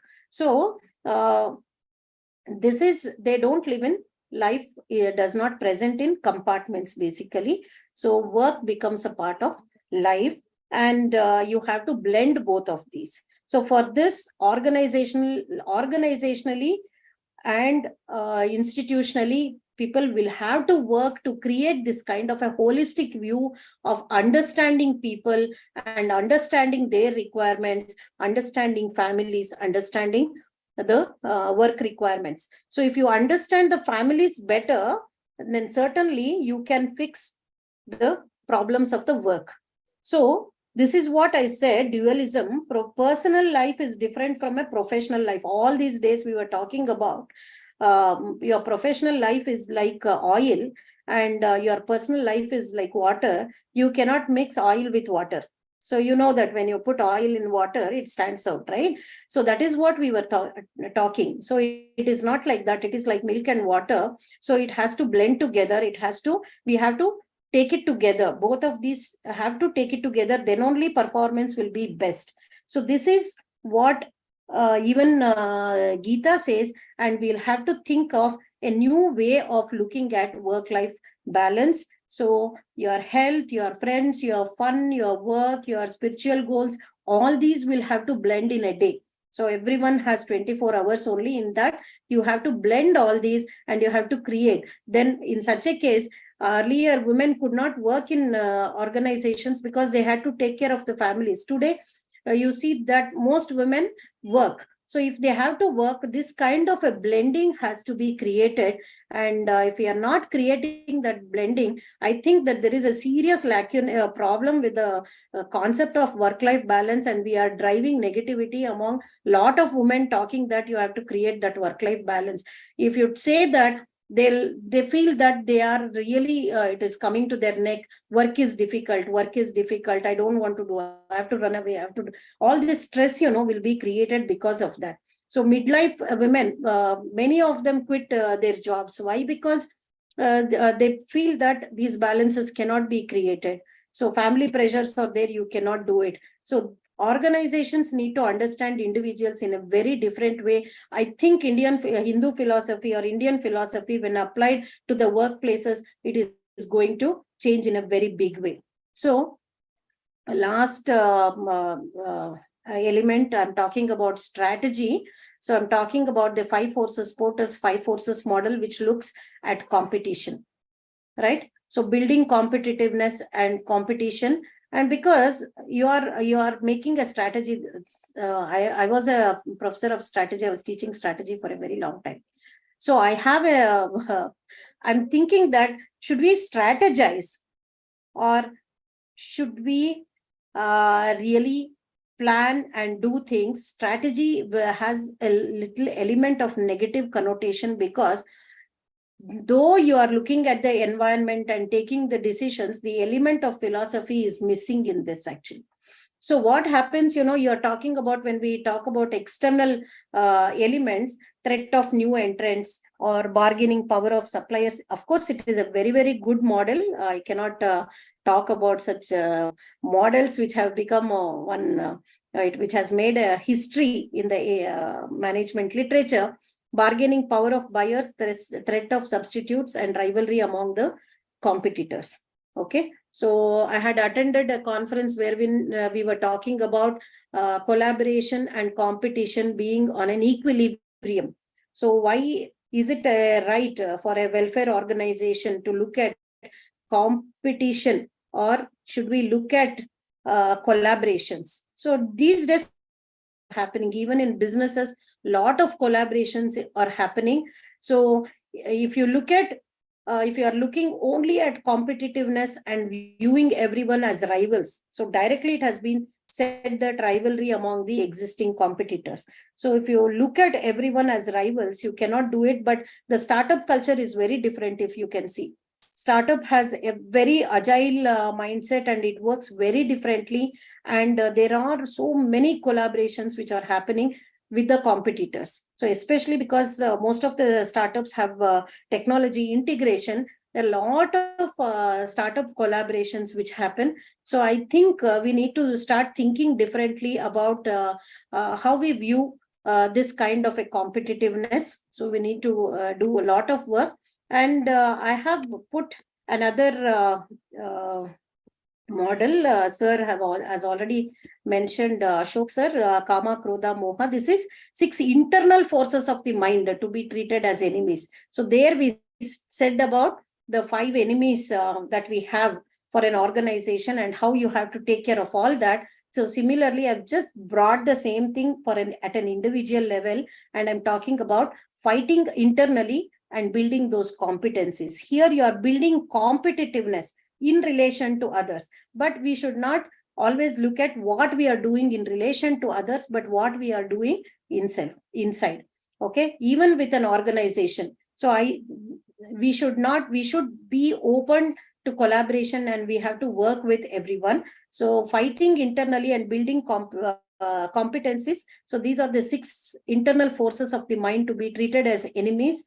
That is Kama, Krodha, Moha, Mada, Lobha, Matsarya. Sir was explaining Kama in this context is different from Kama in the other context, that is Purushartha context. Kama is different. So here Kama means you're thinking only about yourself. Okay, consideration, how you can change this, or the antidotes which are given in the last column, you have to consider others, stop thinking of yourself as the center of the universe. Okay, so here Kama means you are trying to gratify yourself.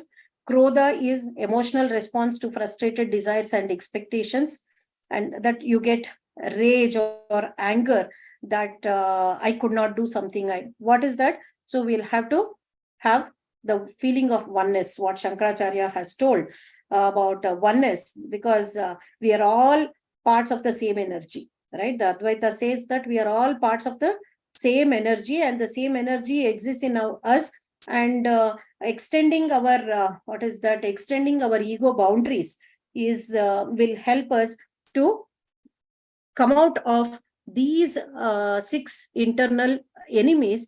Moha is cognitive distortions, and then Mada is arrogance, Lobha is greed, and Matsarya is malicious envy. See this, you can just observe this malicious envy and the rivalry among existing competitors. Okay, of course, this has been told for individuals, but organizations also can work in a very collaborative way, and wealth maximization or surviving an economy is also possible working with people and working with competitors, working with suppliers, and trying to see that I have my space and you have your space, kind of a approach. And lastly, for as an alternate to 5 forces model, I did not capture the author. I knew it was Sharma sir, I think, who has mentioned this, that there are 4, like the 4 lions in our Ashoka Stamba. There, it is a 4 forces model for an organization. So it is about self, people, market, and government. Okay, so we have to consider these forces instead of the 5 forces. That is what is being suggested.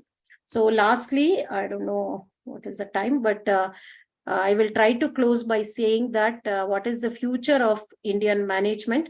So who will make the future? That means we have to make the future. If we can think about it, we can make the future.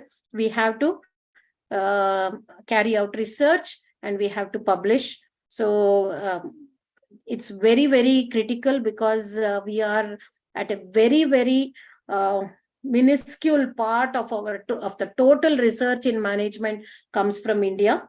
And then we have to blend all our philosophies and what we learn in our families, and what just knowing and leaving is not the thing. That's why I said personal life and professional life is the same, and what we learn in our families have to be implemented in organizations. We have to blend it in our practices.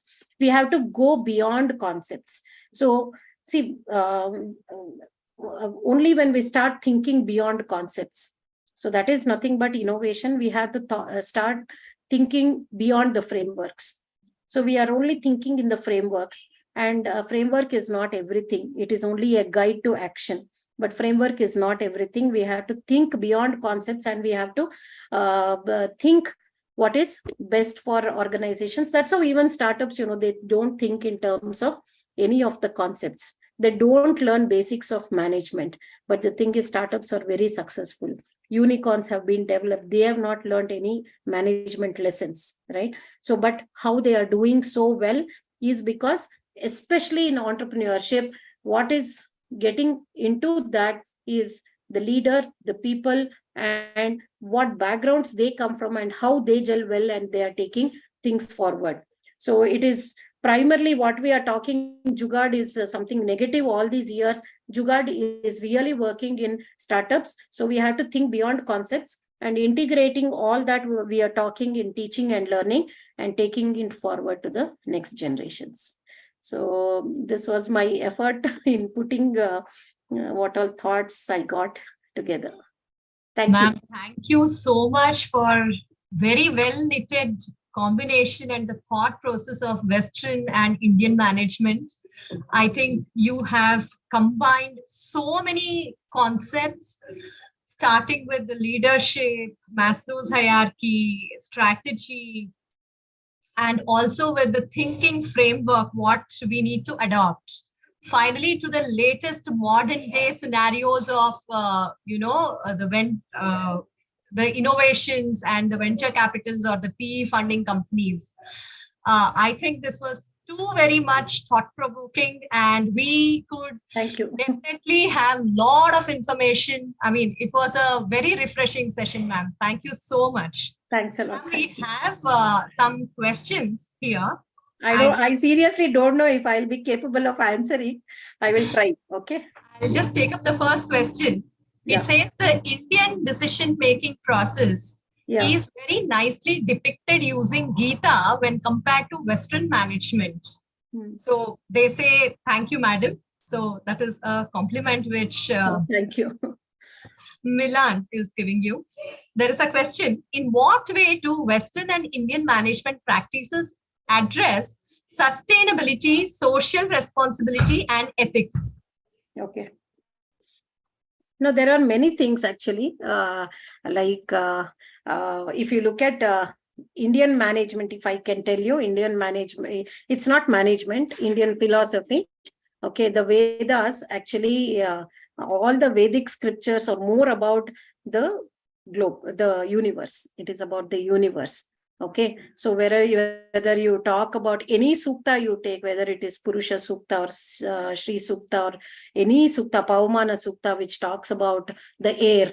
Okay, so any sukta if you take, it talks about the universe, and this universe is a very large concept. Okay, and the Shanti mantra, which we say at the end of any auspicious occasion, like Dhyau Shantihi or Antariksham Shantihi or Prithvi Shantihi, Apas Shantihi, Oshadaya Shantihi, Vanaspataya Shantihi. You're talking Vanaspataya. That means Vanaspati is nothing but the trees and plants.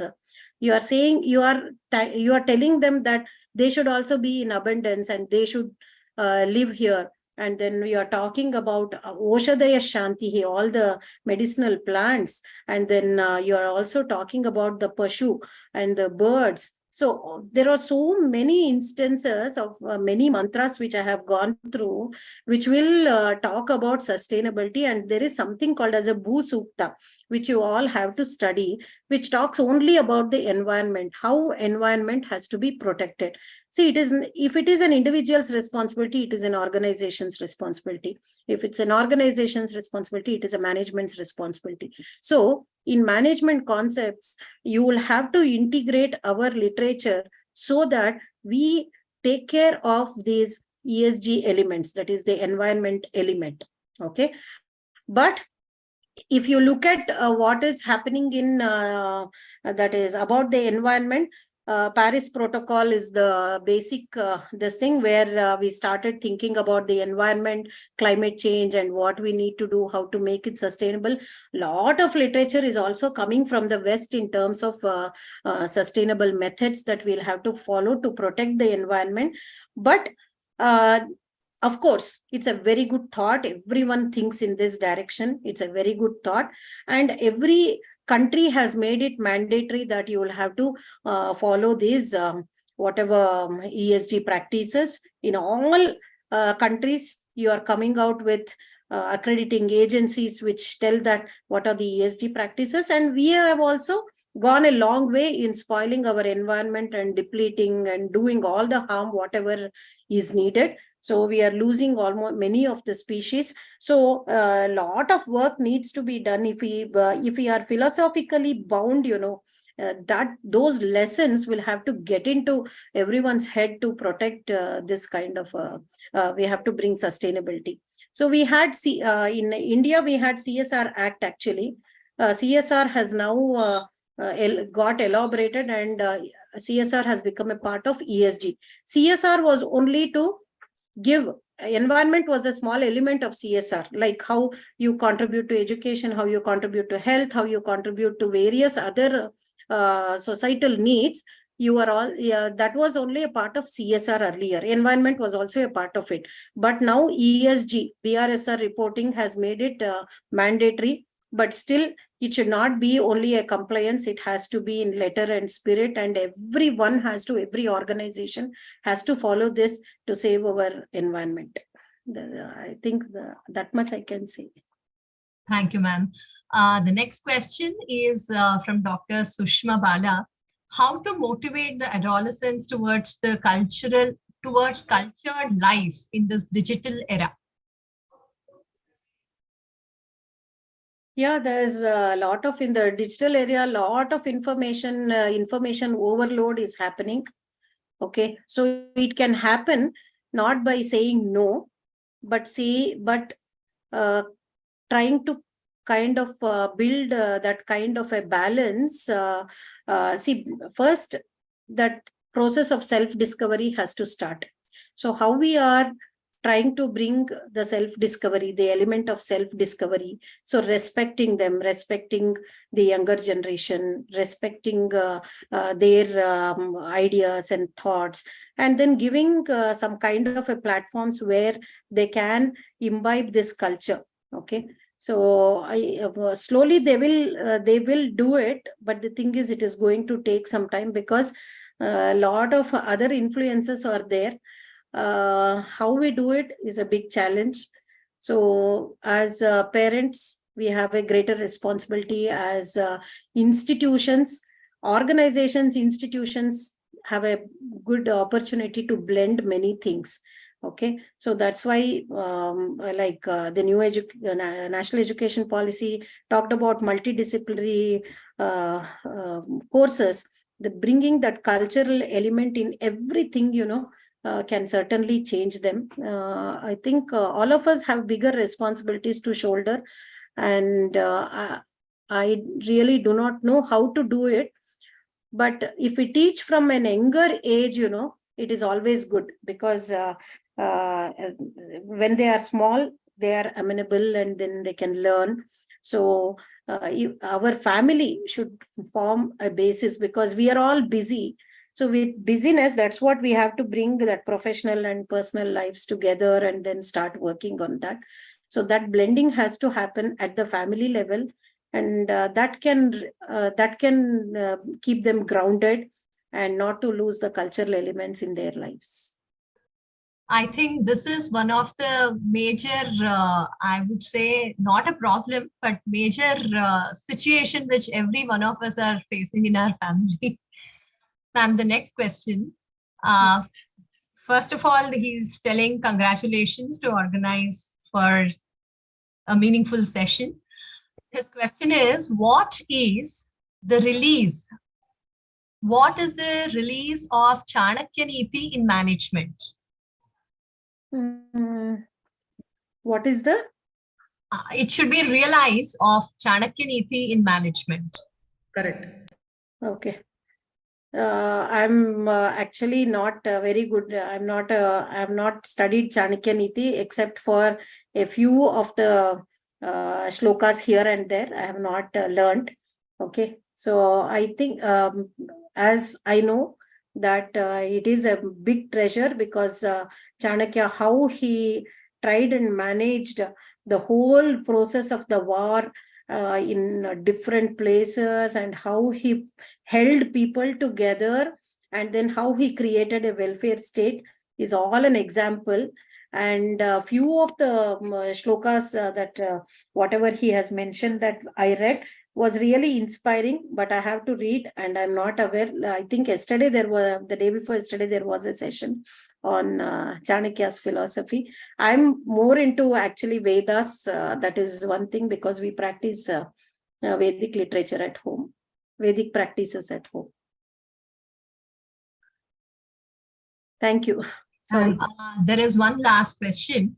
Yeah. While we have numerous ideas and thoughts from Bharatiya sources, Correct. we will not have to validate them before they can be used as a part of formal management curriculum.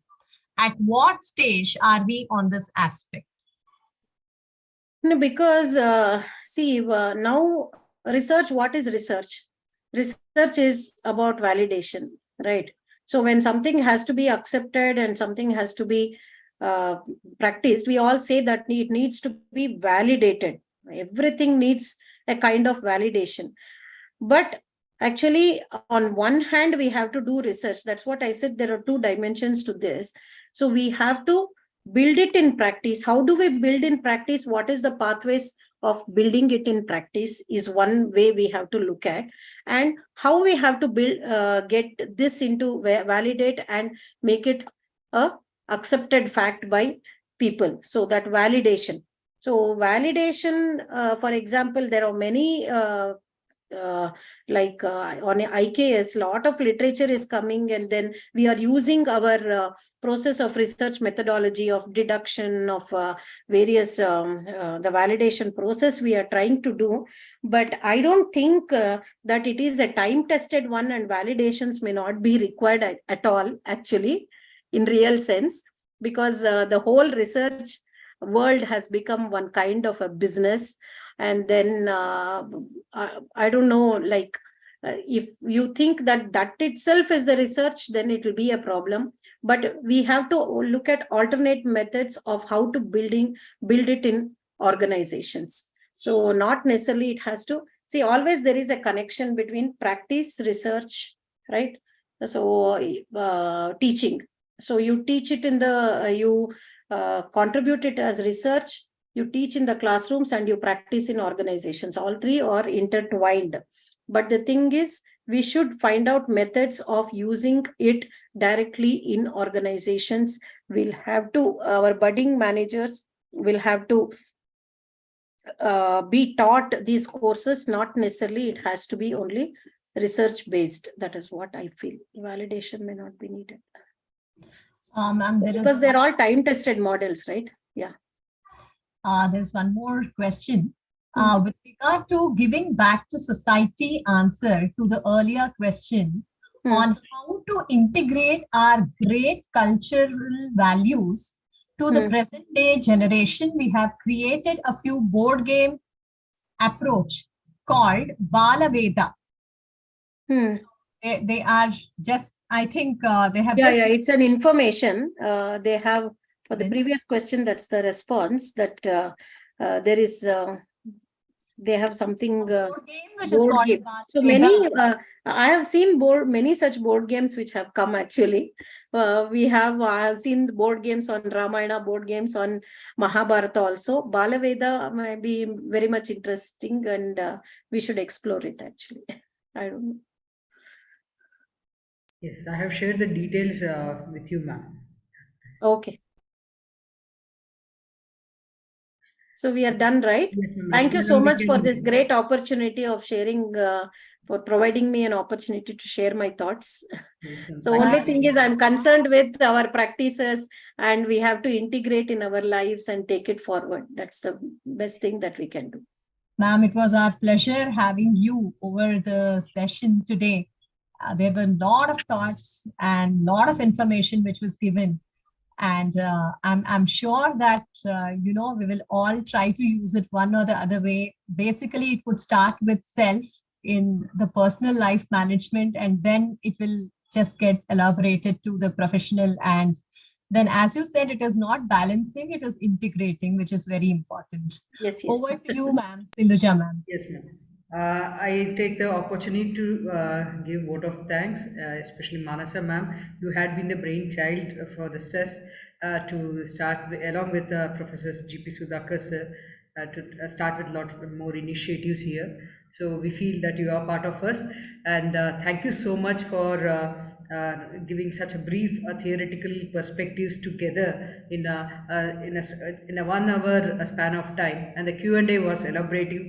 The questions also, it was very inquisitive, and the people were interacting a lots more to learn, lot more to do research, and engage more, bring more narratives in the management, Indian management literature. That's the take for the day. I thank you so much, ma'am, on behalf of SES, for delivering such a powerful session. Thank you so much, ma'am. And I thank Rashmi for moderating the session for the day. With all commitments, you took the time and for us. And thank you one and all to all the participants to make this session successful. And tomorrow is the day 4 session at the same time. So we will be having 2 interesting sessions. So look forward to see you all tomorrow at exactly 4:50 p.m. And once again, thank you one and all. Namaste. Ma'am. Thank you. Namaste. Thank you, ma'am.